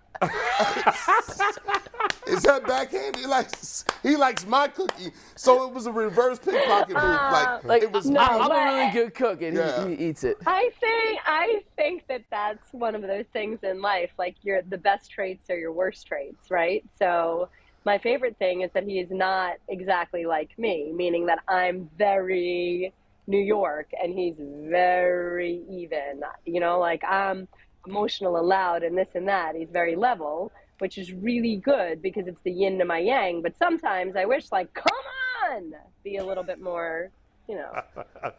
I get it. I can't even do it, right? I can't. My gosh, can you immediately say your favorite thing about your spouse? Yeah. Adam, you know the exact number one favorite thing about your wife? Go first. Go ahead, G. My wife absolutely adores me. Like, I don't think there's anybody else in this world that can love me more than she loves me. She will wake up in the middle of the night, and if I'm hungry, she will wake up in the middle of the night and say, "Are you hungry? Do you want something to eat?" And she'll go cook it. And I love her to death for that. Like, I'm never getting that nowhere else. My wife is the most caring, thoughtful person ever, right? She cares about everybody. She feels for everybody, anybody in her sphere, anybody she knows. She is sensitive. She remembers things about them. So, yeah, that's her caring. McNuggets, what's the favorite thing about your multiple girlfriends? You're putting me to shame. You're putting me to shame, guys. Well, in fairness, we had time to think about it when you after we asked you. Yeah. Mikey's got 12 different girlfriends. I got one. Before Mikey goes to his 12 different girlfriends, I really do have one. My favorite thing about my husband is that he 100% actively backs my career. And he has enough confidence that he is never, ever, ever threatened by my profile as compared to him. Meaning only, you know, like his friends will joke with him, call him Mr. Kinkabwala, which obviously is not his name, or like Mr. Aditi, and it doesn't get to him. And he does anything he needs to support me, such as that's great. Staying at home with the kids, that's right? Awesome. And my daughter's sick. I have to extend my trip. And I'm like, I think I have to stay an extra day. And he goes, no problem, do it. And I say, are you sure? And he says, no problem. Now, if I was out on a girls' trip, he would not say that. But because it's work, he's got my back. That's great. Dope. That is a great thing. We like that. Good. Shout out to the active fathers out here. I can't do what I'm doing if he wasn't supportive. And I couldn't travel the way that I travel every single weekend. I couldn't do games. I couldn't watch the film, be on the phone, you know, all of that the way that I am if he wasn't supportive. Aditi, you are at the combine right now. Actually. Look at that. Yes, She's I did that. Yeah. You're at the combine right now. Well, because it's true. I didn't even have to make it up. I am at the combine, Mikey, and Catherine Raish, the Browns' fabulous assistant general manager, is going to talk soon. Yes, and she's never spoke to the media yet, has she? In this position with the Browns. Yeah, I think it's the first time she has. I didn't know that. Maybe that's why she texted me and she's like, I'm excited. And I'm like, really? Hopefully we get Now some good I stuff. know why. My question for you, though, first, though. Yeah. Is the Combine the most fun NFL media event of the year? More than the Super Yes. Bowl? Oh, it is. Why? Way more. Why? Way more. It is the only time. So first of all, the entire league, although that's changing, side note, but the entire league is here, meaning scouts, assistant coaches, head coaches, general managers, personnel guys, agents. Everybody is in one of the most fabulous cities in America. And what I mean by that is Indianapolis is totally walkable. So you walk from whatever hotel you're at to a restaurant, to a bar, to the convention center. You're inevitably going to run into people. I mean, this morning I got to catch up with two of my old bosses at the NFL Network, with the commissioner, with Sean Desai, who's the new defensive coordinator in Philadelphia, with Howie Roseman, who I said, oh, I'm so excited you hired one of my people. And he's like, what do you mean? What do you mean one of your people? And I said, well, you know, Sean Desai married an Indian girl from Jersey, and I'm an Indian girl from Jersey. And I found out that Howie Roseman grew up in the town next to mine. 10 years, I've never even known that. But anyway, it's like things like that. And people don't have the same tension or stress.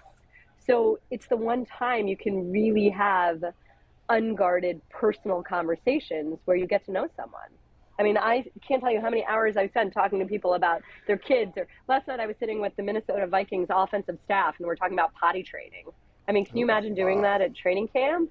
But it was just, but again, like I'm saying potty training because it's just a way to personally connect with people that sometimes it's a little bit more contentious or it's a little bit more transactional. Like, okay, is this guy starting or is this guy getting cut or is this, you know, whatever. Now you're actually getting to know the people that you have to spend a lot of time with. And I mean, I love it. I said it over and over to CBS.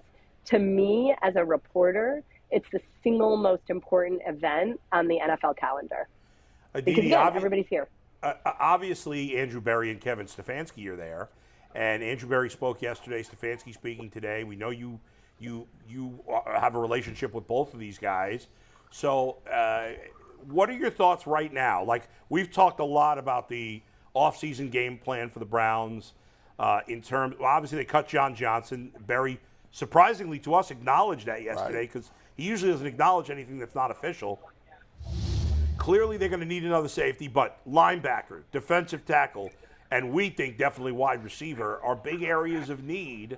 It talks with them and reading the room or whatever. Do you think they're going to be aggressive and throw caution to the wind because, like, hey, we went all in on Watson? Or are they going to be more conservative because for the first time in a long time, they're a little closer to the cap than they've been? Well, I think that's part of the magic is how you manage the cap, right? And that's part of the restructuring and all of that. But I do think that this is not a complacent team. And by team, I mean brass.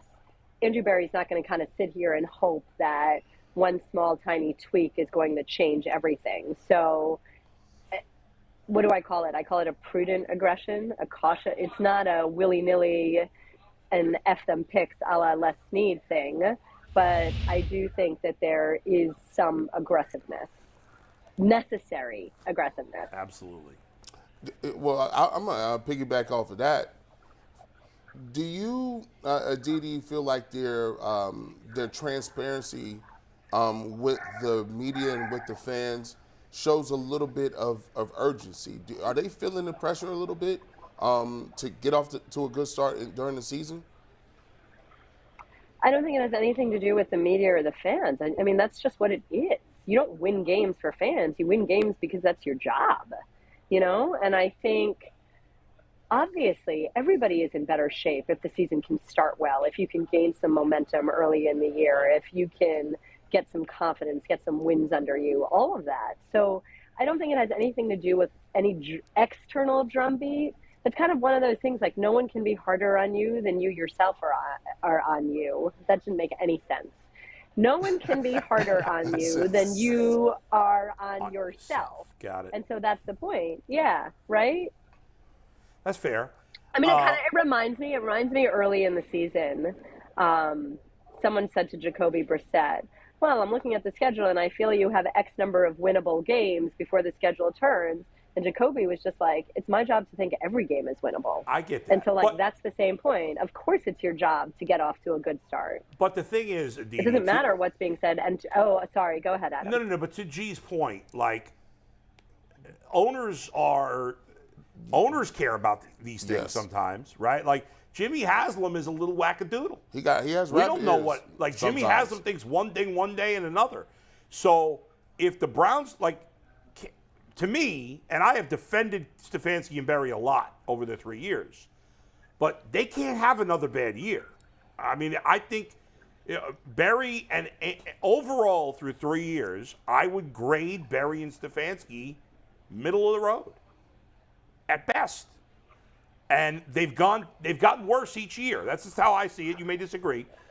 And it can't get worse again this year. It's got to get significantly better. If that doesn't happen, their jobs are on the line. Agreed. And I think Jimmy Haslam might see it that way.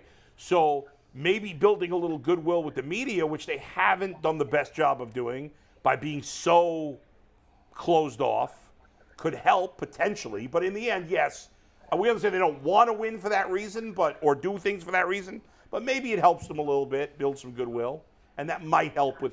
Maybe, but you also have to, yes, but you have to read the room to some degree as well. And it's interesting because Tony Grossi and I were having this conversation yesterday.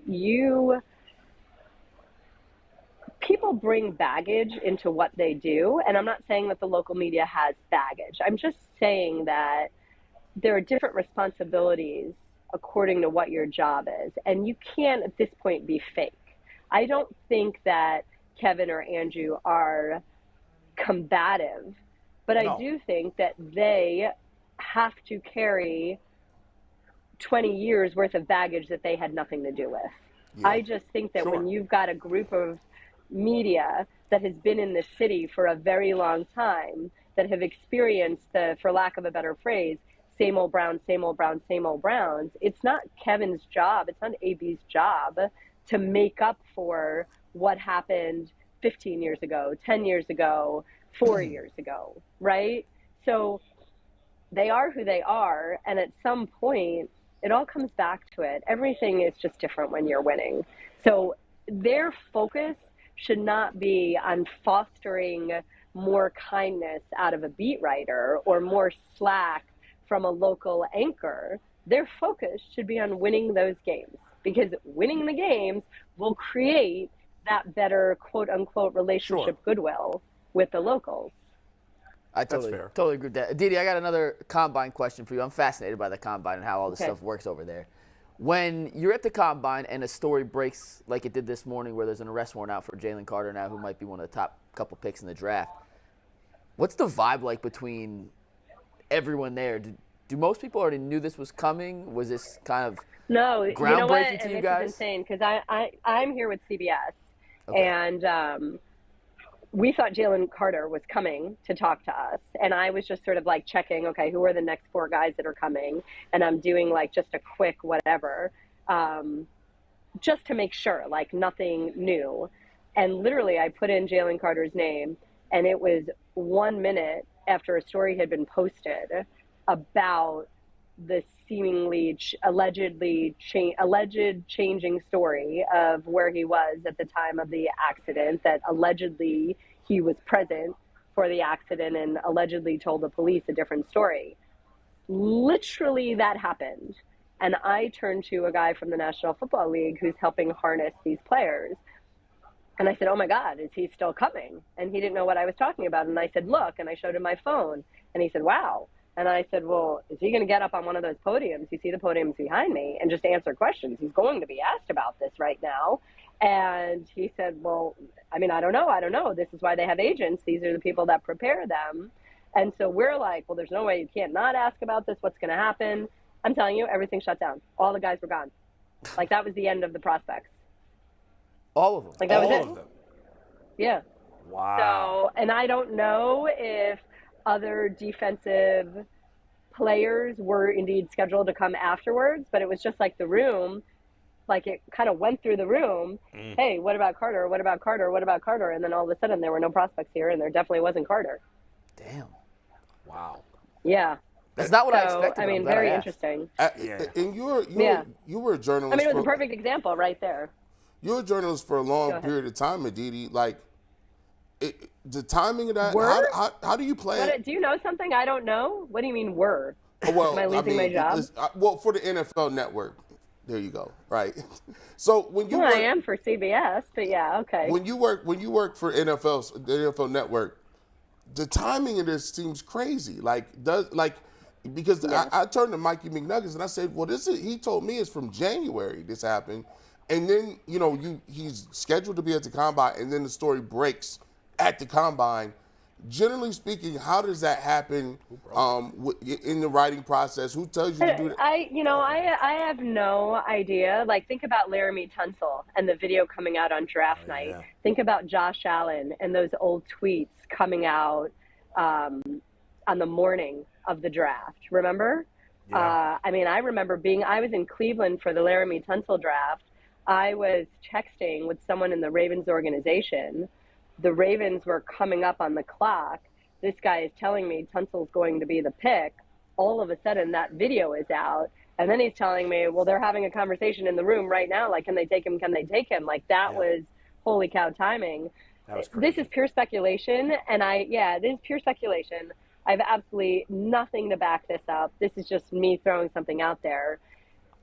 I wonder sometimes if it's competing agents.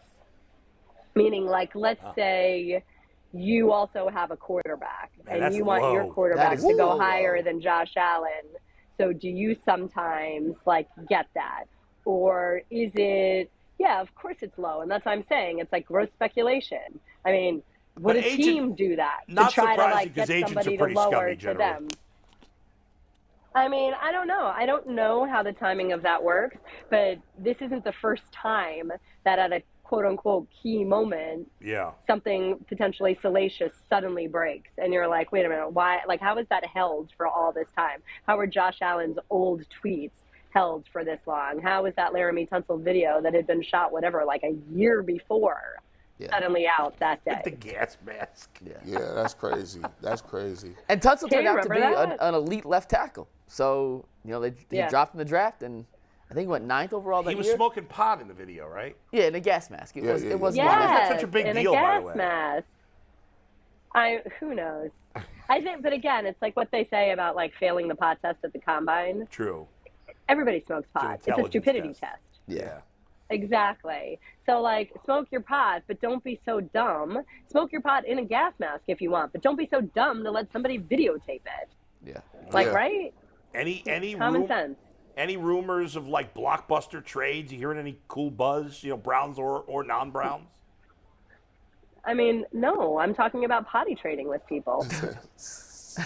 Let's go. I mean, She got the scoop. Come on, I'm kidding. The delay. Yeah, no, the delay.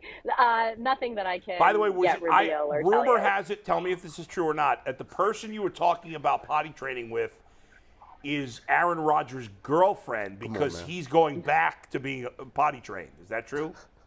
No, that is not, in fact, true, but cute idea right there. He's wacky.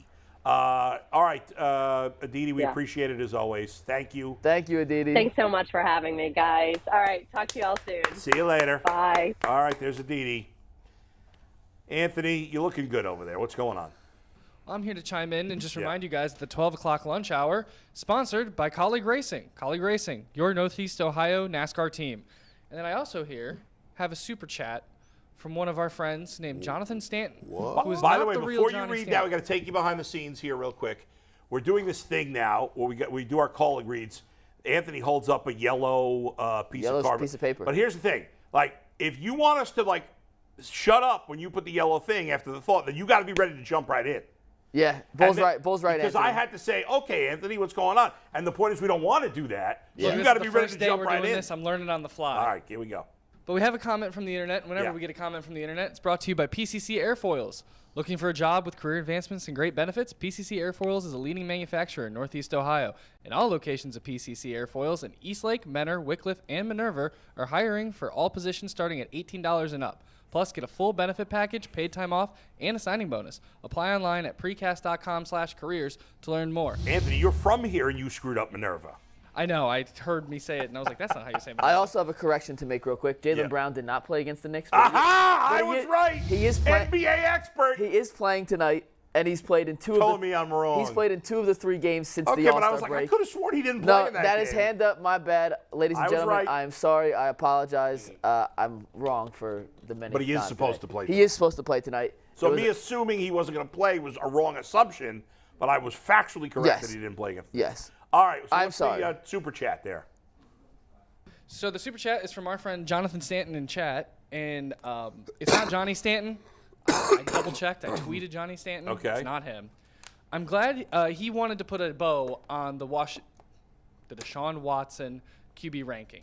Yeah. And he said, I'm glad he's not ranked high because now he's going to come in the next season, be mad, and play right. And that goes along with a lot of the Yes, because Material you guys Matt talked about. Cassel put him 24th on a list. Deshaun Watson will have a great year. If only it were that easy. We can hope it's that easy. You know what's funny? And listen, if Deshaun Watson wants to rip all the media for saying he sucks, then fine, good for him. I'm okay with that. Not everybody said it. I didn't say it, but whatever. That's all right. But every time, like Travis Kelce last year in the Super Bowl, talking about nobody respected us. That was baloney. That was like fake outrage. And the teams, like, there's always got to be somebody doubting you. And when the team loses, the players never get up and say, Adam the Bull and G. Bush were right for doubting me. Yeah. We weren't Yeah. very good. We That were never trash. happens. They only mention it when we were wrong. Well, Anthony, you're crushing it today. Very I'm good. struggling back here Yeah, between Bull's house catching fire, unplugging him, running around. No, you're doing I'm doing great. You're doing great. Check the super. You're doing great though. Yeah. And let's play true and false. Thank you. It's true and false time, and I appreciate you for reminding me. And it's Hopefully you NFL did a Combine. decent job with the true or false. I have no. Oh! Bang. Cash, This is the easy spot. cash money bull. It's by your left foot. By Oh, your so, left so foot. that's the corner 3. It's the corner All right, 3. guys. Yeah. the corner so true and three. false today. Woo! We're doing NFL Combine questions. Anthony, real quick. He can't keep score and do it. We're gonna have to keep score honor we'll keep system score. out here I ourselves. actually had it ready to go, but yeah, you Oh, guys keep okay. score too, and we'll I think compare Jay numbers and at the end. Tyvus are the most likely people to cheat, so I think we're okay. Yeah, Okay. I was gonna say I trust you 3. Let's go with the first question kidding, here. bro. The first ever scouting combine was in 1982. Is that true or false? 82.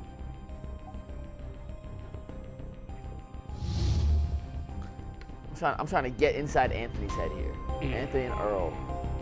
They've learned from you, so you know it's going to be like, if it's wrong, it's going to be 81 That's or 83. exactly Wait, what I'm I thinking. love Earl. This one's all me. He can't take any blame if it's bad. Okay. I said it's false. fine. Going It's with a fair false. question. I said false. I said false. False as well. G, what you got? G's writing a whole message here, so we go. G's got true. And G takes the lead, as it is true. The first scouting combine was was in easy. 1982. That was All right. easy. I was thinking the same thing. That it was G. like Bush gets 1983. Are you keeping a scoreboard up there? I got a scoreboard. I got G at Oh, 1. there you go. Good job out of you. Good job, G. All right, All so right. second question here. Typically, the NFL Combine invites around 335 players every year. Is that true or false? I mean, that's Oh, that's a terrible question. Around 335? around. What? Is it around? What's the Is it parameters? under, What's the over? parameters of around? Is around? Did you guess the under over? That's a terrible question. You can't ask a question. It can't be true or false if the word If there was around. around, yes, I agree. That's a I fail got by all you guys. these True. statements from Bleacher Report, and you all got it right. Well, because I would have argued if you said it was like 500, but like, well, that's around 350. I was going to argue to the death of that one. Who do we blame for that? You or Earl? No, I told you, this is all on me. okay. Earl looked at the email and was Yeah. like, yeah, that's good, and just sent me away All with right. it. Okay. Question number 3. G. Bush is up John 1. Ross set the that says 40-year dash, Anthony.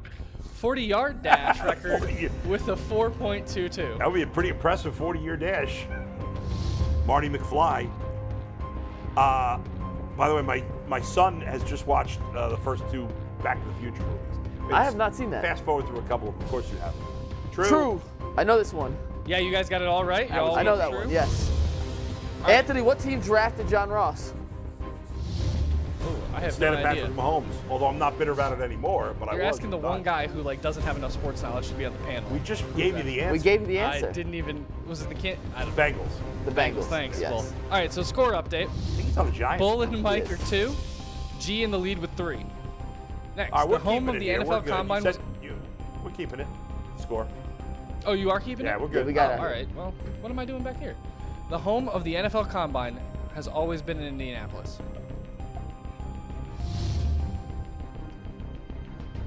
I like how he's capitalized the H in home, as if that.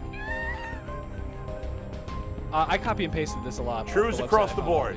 Trues across the board. You guys are all wrong.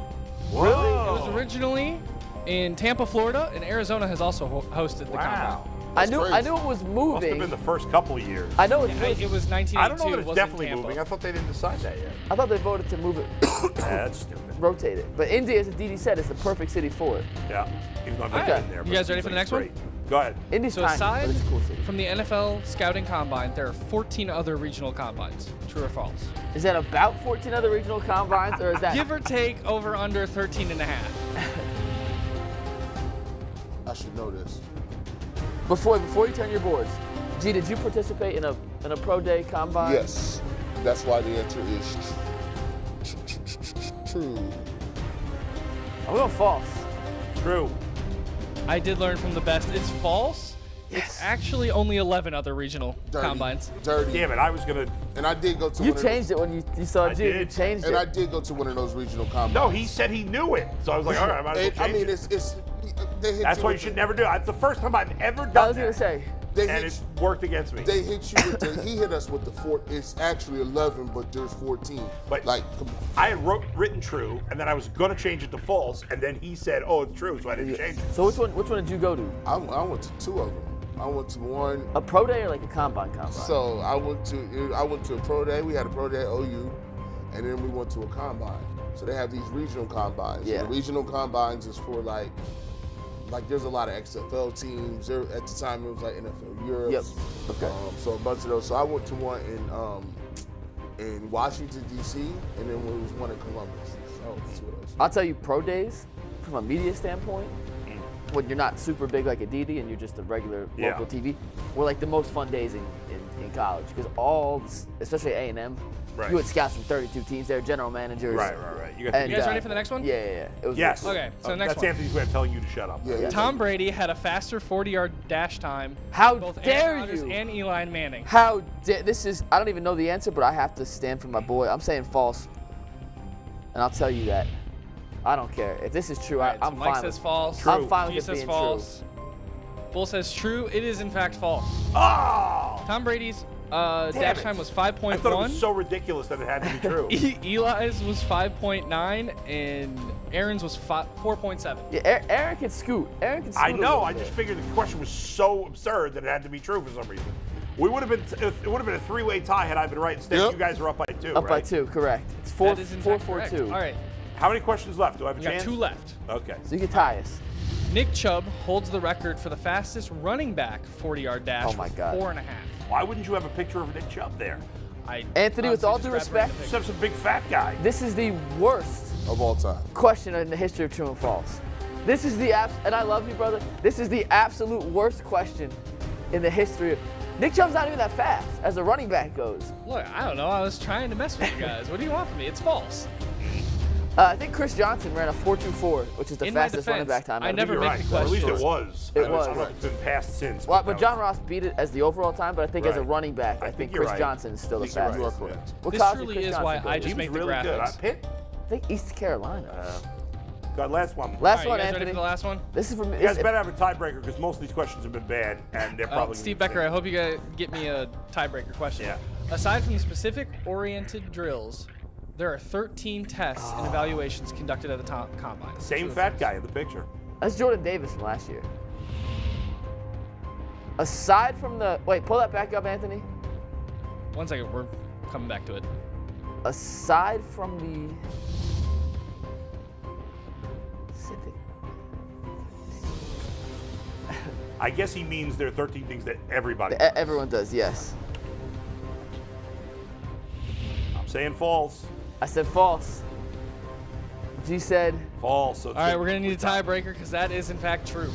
damn it, I wanted to go true. It was either 11 or 13. All right, we need a tiebreaker here. All right, yeah, so let's go, and we're going to talk about... We'll come back to Steve Becker. Yeah, we're Steve going to talk Becker. about the Cavs and Celtics game tonight, and I'm here to remind you one last time, the 12 o'clock hour, the 12 o'clock lunch hour, sponsored by Colleague Racing. Colleague Racing, your Northeast Ohio NASCAR team. Is my NASCAR team too. Very good, guys. Cavs tonight. Big Playing one. the Celtics. You just said you agreed with me. There's no big ones in the NBA. Now you said it's a big one. Well, it's a big game is- because it's on national TV. It's a big game. It's a big game It is. in a vacuum, essentially, for me. Like, Yes. it's a fun game. I'm excited to see them play the Celtics. So I don't want to rain on the parade of because it doesn't really mean anything in the standings. But you do think it's meaningful in terms of the Cavs' confidence, especially for a young team. Like, and they haven't been playing that well lately. That's the thing. Sometimes I think we judging the Cavaliers based on the LeBron Cavs and the Kyrie Irving Cavs, where they have veterans, J.R. Smith, they had all those guys, Tristan Thompson, they had veterans, Kevin Love.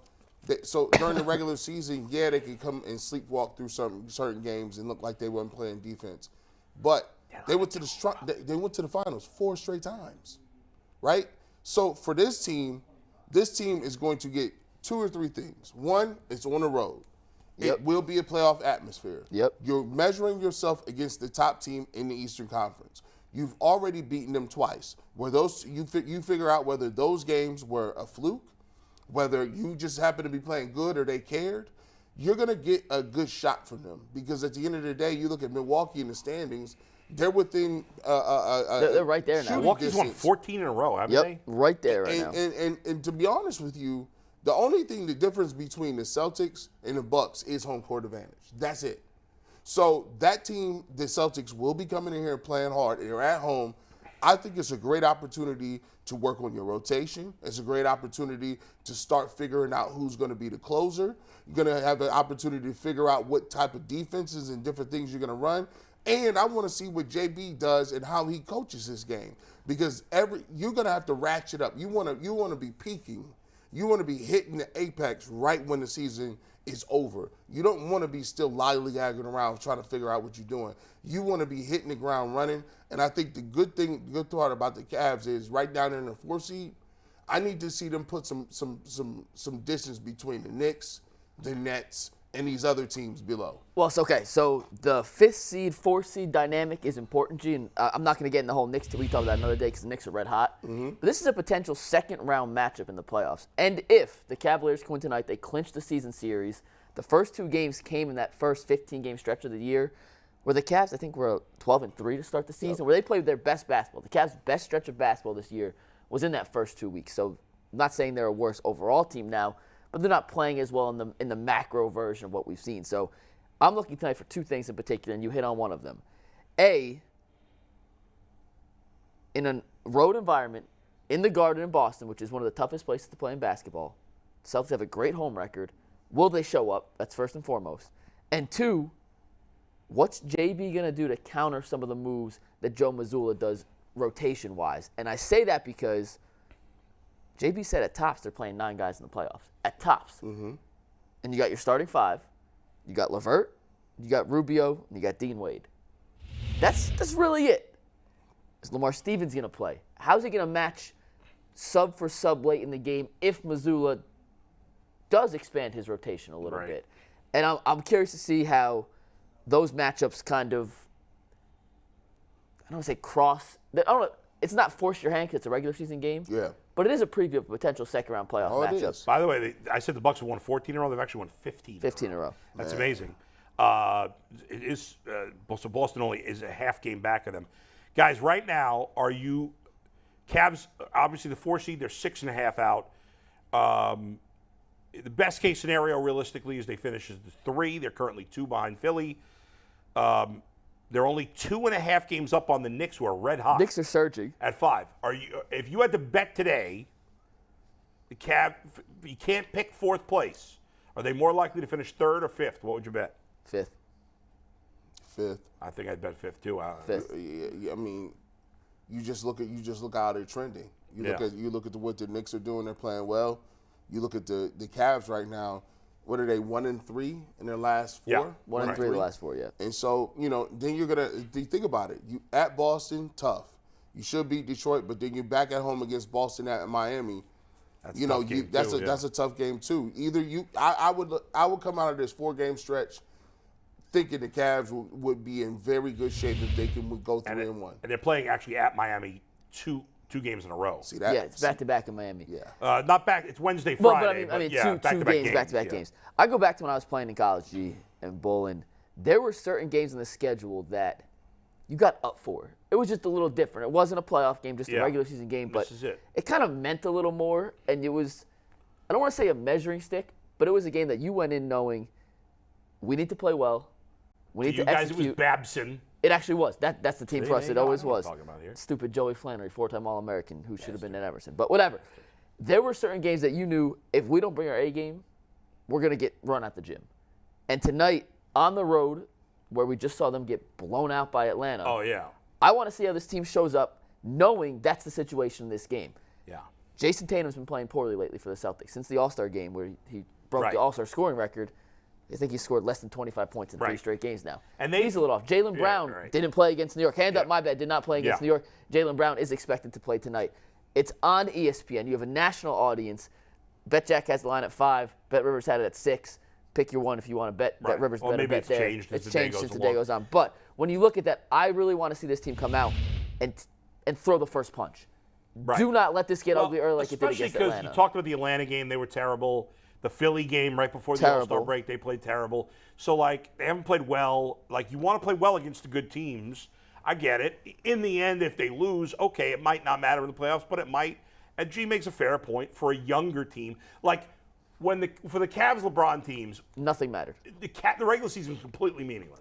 Done. You didn't. And it got to a point eventually where even the first round of the playoffs, you were like, just get me to the finals. yeah, some of them, like we played the Pacers or Yeah, we somebody, played you Detroit. like knew they weren't going to lose. You're like, come on, you're not losing. LeBronto.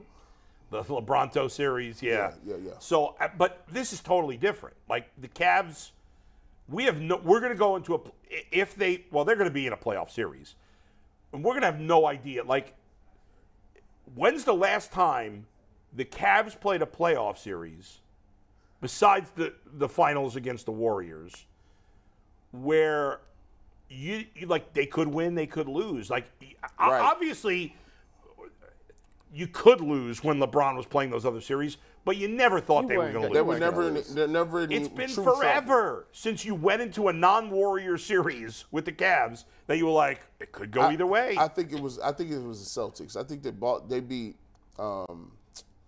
There was a series in 1990. I want to say 93. It's 30 years ago. 93, the Cavs played Boston Celtics. Yeah. And I think it was Larry Bird's last year. Yeah. What They had about back some of problems. those early LeBron teams? Yeah, you can't go that far back to when you weren't sure how they were going to do in a series. Like before LeBron had made it to Okay, the finals. Detroit, yeah. Detroit Yeah. scored 25 in a Right. row. But that goes But back. even that's a long time ago. And that goes back to what you said. If you're an established team, it doesn't really Right. matter. But for a young team, this is what they gauge themselves against as they Right. go into the postseason. And to G's point, this team is a first-year team together with Mitchell, Garland, Mobley, and Allen as Yeah. your core. Right. They don't have a ton of experience in those crucial road environment, especially on the road. Yep. Tough matches against these top teams. So Yeah. I agree with you, Bull, that in the macro, it's just a regular season game. Win or lose, it doesn't change the outcome of this team. If they lose, they're not guaranteed to lose in the first round. If they win, they're not guaranteed a trip to the Yeah. finals. But a strong showing and a win tonight can mentally for this team put them at a level that if playoff time comes and they got to go on a road game 7 against a Boston Milwaukee, they can lean back on this I experience got and it. say, If the hey, Cavs get into a game let's do it. 7 at Boston and Milwaukee, they've had an excellent season. yeah. Yes. And but my point is Tremendous. We They I'm could look signed back- for that right now. they could look back Tremendous. at this game Yeah. as, hey, Sure. we did this Sure. in March. Let's go do it again But let me tonight. ask you guys this, or let me. I'm thinking about this team because one of you just mentioned the 8 guys that are probably going to play in the playoffs. Yeah. And I'm thinking about this, and you tell me, you guys know the NBA better than I do. In my mind, it's like 1 through 4, you love those guys. All Yep. 4 of them. They're Yep. all lovable. Yep. They're all excellent. Yeah. You're excited about them. The other guys, It's a dramatic fall. They don't have blah. a backup big. They're all like Karis LeVert's a nice player. It's a dramatic fall, boy. They have nobody outside of the Big 4 that's got any interesting upside, do they? No. Right? No. Did I just spit on you? You just spit all over my Sorry, head. I spit on Mike. Mike was so, he's like, ugh. This is why we all get sick, Bull. Yeah, well, I'm not sick, thankfully. Yeah, but- yeah. Sorry, Mike. It's okay. But, like, is there any Interesting upside. I mean, it's weird. So, like, Jetty, I don't think will be in the playoff rotation. Yeah. Jetty, of all the guys we He's listed. got no upside. But he I mean, could get hot one night. I would play Jetty over some of them other dudes. I don't know who. Right, but I feel like the really good teams, and that's part of the reason they suck on the road, right? Because role players disappear. the Role others, players, They disappear. the others, they don't have any interesting others. Okay, I feel like. so Rubio is solid. Like, he's a good Yeah, he's backup, fine. but he's not gonna do anything. But he is what he is. Like He's there's solid. no like. I feel like on a lot of these good teams that have popped up in recent years, there's kind of a guy that starts to emerge. Yeah. Like, and they don't have any guys like that. Kawhi Leonard. You saw it like Kawhi Leonard. You saw it with Paul George. You saw it with some of these guys that just really started to hit the trajectory. Donovan Mitchell was one of those kids, and you saw it. Yeah. Where they're a younger kid, you're like, oh man, this dude is making a coming out party in the playoffs. Well, the bubble, you had Jamal Murray Yep. and Donovan Mitchell in the same series, each coming out for their team. Yeah. It has to be, Right. in my opinion, when you look at the Cavs roster right now, and we've said it all year and we'll continue to say it, Mobley is that guy. Right. No. Mobley is that I'm guy. saying, like, that four is great, and that's going to some degree Yeah, you're carry talking them. on the bench but of the like, other guys. They got to hit on one of these, like, late first, second round picks one of these days that emerges into, like, an interesting fifth guy or whatever. You know, because if you look at it, when you're drafting, the only player that they didn't hit on, right? So you hit on Mobley. Yeah. You Hit on hit on Garland. Jared Allen. Yeah. Great. Well, they didn't draft. Well, that was a They trade, didn't draft but- Allen. though. They traded, but they traded. They got him. They got him. And, You hit on Garland. You hit on Garland. Okoro's the bust. But you But whiffed. what's that? Of course, bust. You go back to that draft. That whole draft's a bust. Sure, yeah. That's It true. didn't matter who they took there. Anyone that was slotted. Go back and look at that draft. I'm telling I'm trying you. to think who. I'll pull it up, but it was a terrible middle of the draft. Wasn't it Porter? Which one was Porter? Let me give you guys. While you're looking for that, let me give you the Michael true or Porter false. Jr. What draft do you? Because I think they took him in 11. Porter went 14 that year, 14. See, but he had he had a back injury. He had some that's a real tough one because he. Yeah. Okay, you ready? Yeah, Yeah. go ahead. Where's the full draft? Don't give me this. So when Anthony Edwards, stud. Yeah, James Wiseman's already been traded. yeah, he's garbage. LaMelo Ball, a very good player. Patrick Williams, a very good player for the Bulls. Well, the guys who went before So were those are the four. Yeah. Here's after, and tell me where you'd rather go. Okoro at 5, Onyeka Okongwu on Atlanta. He's played pretty well for this. I mean, he doesn't fit what they He's need. a center, Yeah. but he's been He's done a nice decent. job off the bench. The only reason I know that is because he's on my fantasy team. But he's a big man. Doesn't fit what Yeah, they no, needed. no. Killian Haynes doesn't see any minutes on Detroit. Obi Toppin, Nothing. No, Denny Advia No. on Washington. Jalen Smith. Hey, he's the only Jew in the NBA. Let's give him some love. He is from Israel. Jalen Smith already didn't get his option picked up. Devin Vassell, who's decent for San Antonio. He's good.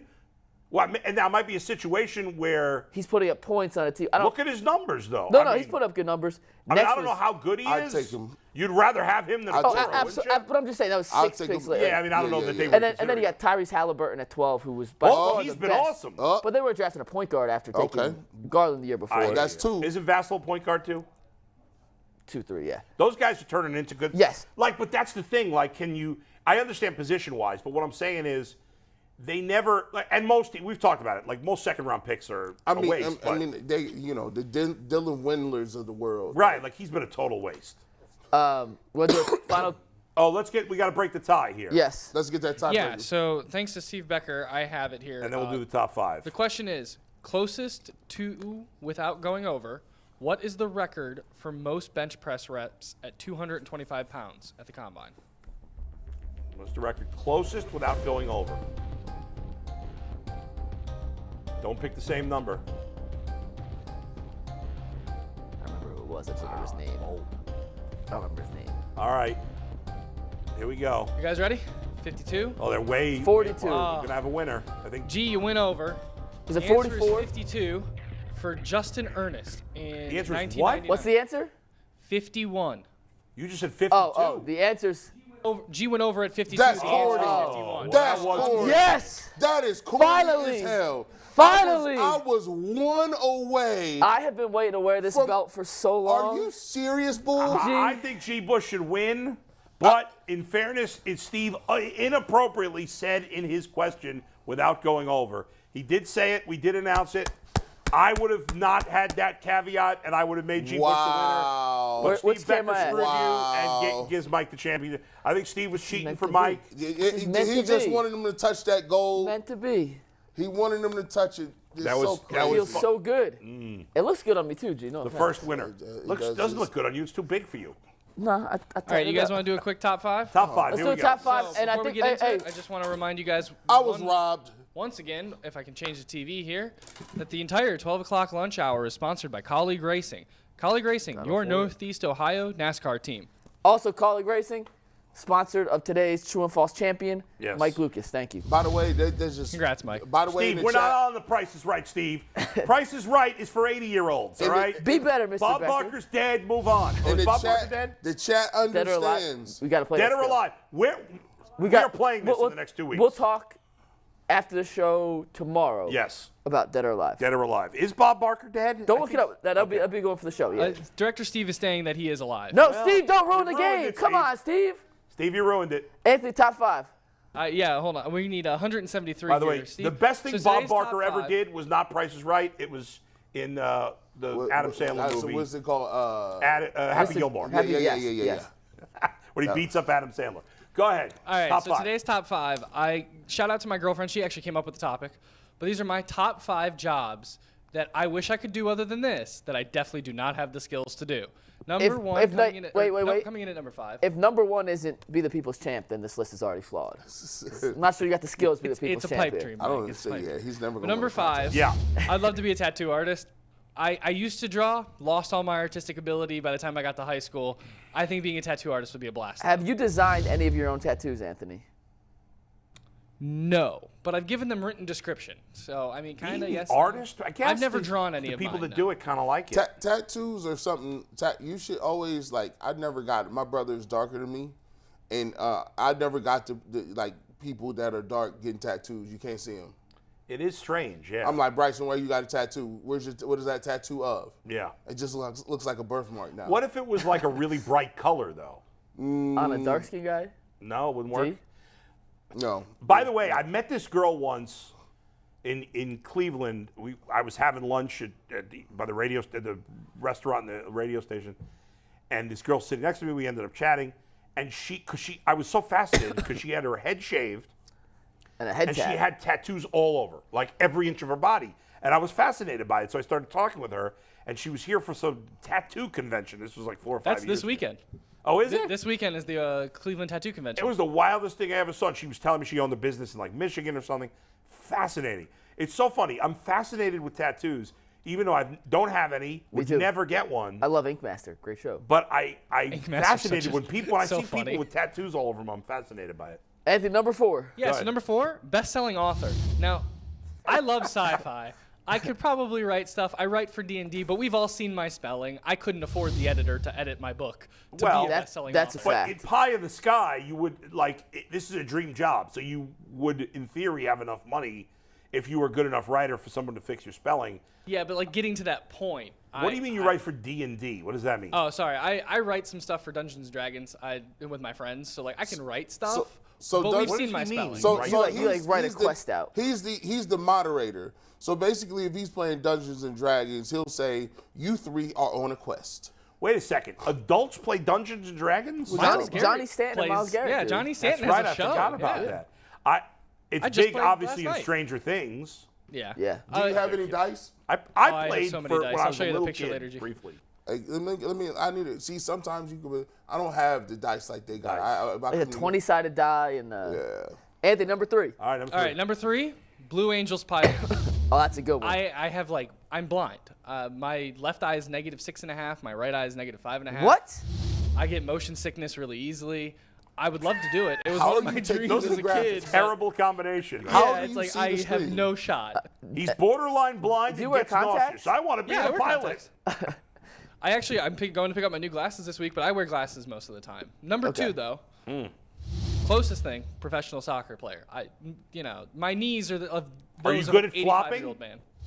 I could do it. Yeah. No, I could, He was I a could fall goalie. He over. was. Remember, Anthony, I'm gonna shout you out for your athletic prowess. Anthony led whatever conference he was in saves.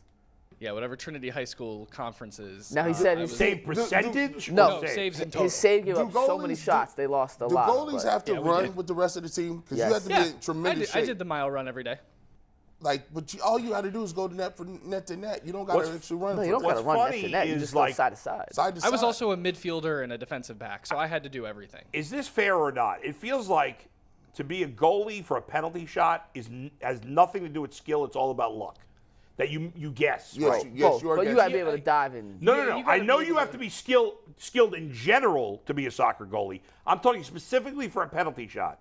It feels like it has nothing to do with skill and all about you guess the right way. Yeah, but The if, only skill you could use is reading the kicker's hips, and like that's the whole point. Right, They but have to that's fake not a you out. But physical yeah, you're skill, right. It's you know. mostly luck. but Oh, like you disagree? to the most part, it's luck. But like Anthony diving one way and Brad diving another way is very different. Like That's true. There- Once there's- I got out of high school, I Goalies was are too huge. short It's, to be a it's, goalie. it's completely. Well, but that's luck. not like that's just your size, not like your. are you saying like the skill to stopping a Right, penalty? right, Yeah, right. there is no It's skill just guessing the involved. right The way. biggest skill to stopping a penalty kick is having elite reaction time. Okay. Because sometimes they Yeah, but don't guess, usually but they mostly they move guess. before the kick. Because you got to think about it. They could go top left, top right, bottom left, bottom Yeah. right. It is a middle. guessing game. It's a More than guessing anything, game. it's a And guessing that net Yeah. is like Remember in long. the World Cup final, what's his name? That great player kicked it slowly up the middle because you got the guy to dive. Oh, it's Messi. That's Messi, corny. right. That's how he corny. fixed I'd him have- out. All right, I'd have Anthony, to last fight one him. because I got a Last final one? take I got to do. Okay. I want to be a rock star. I would love to be a rock star. I'd Who love is to play that? guitar. That is the lead singer of my favorite band. That's Claudio Sanchez of Coheed and Cambria.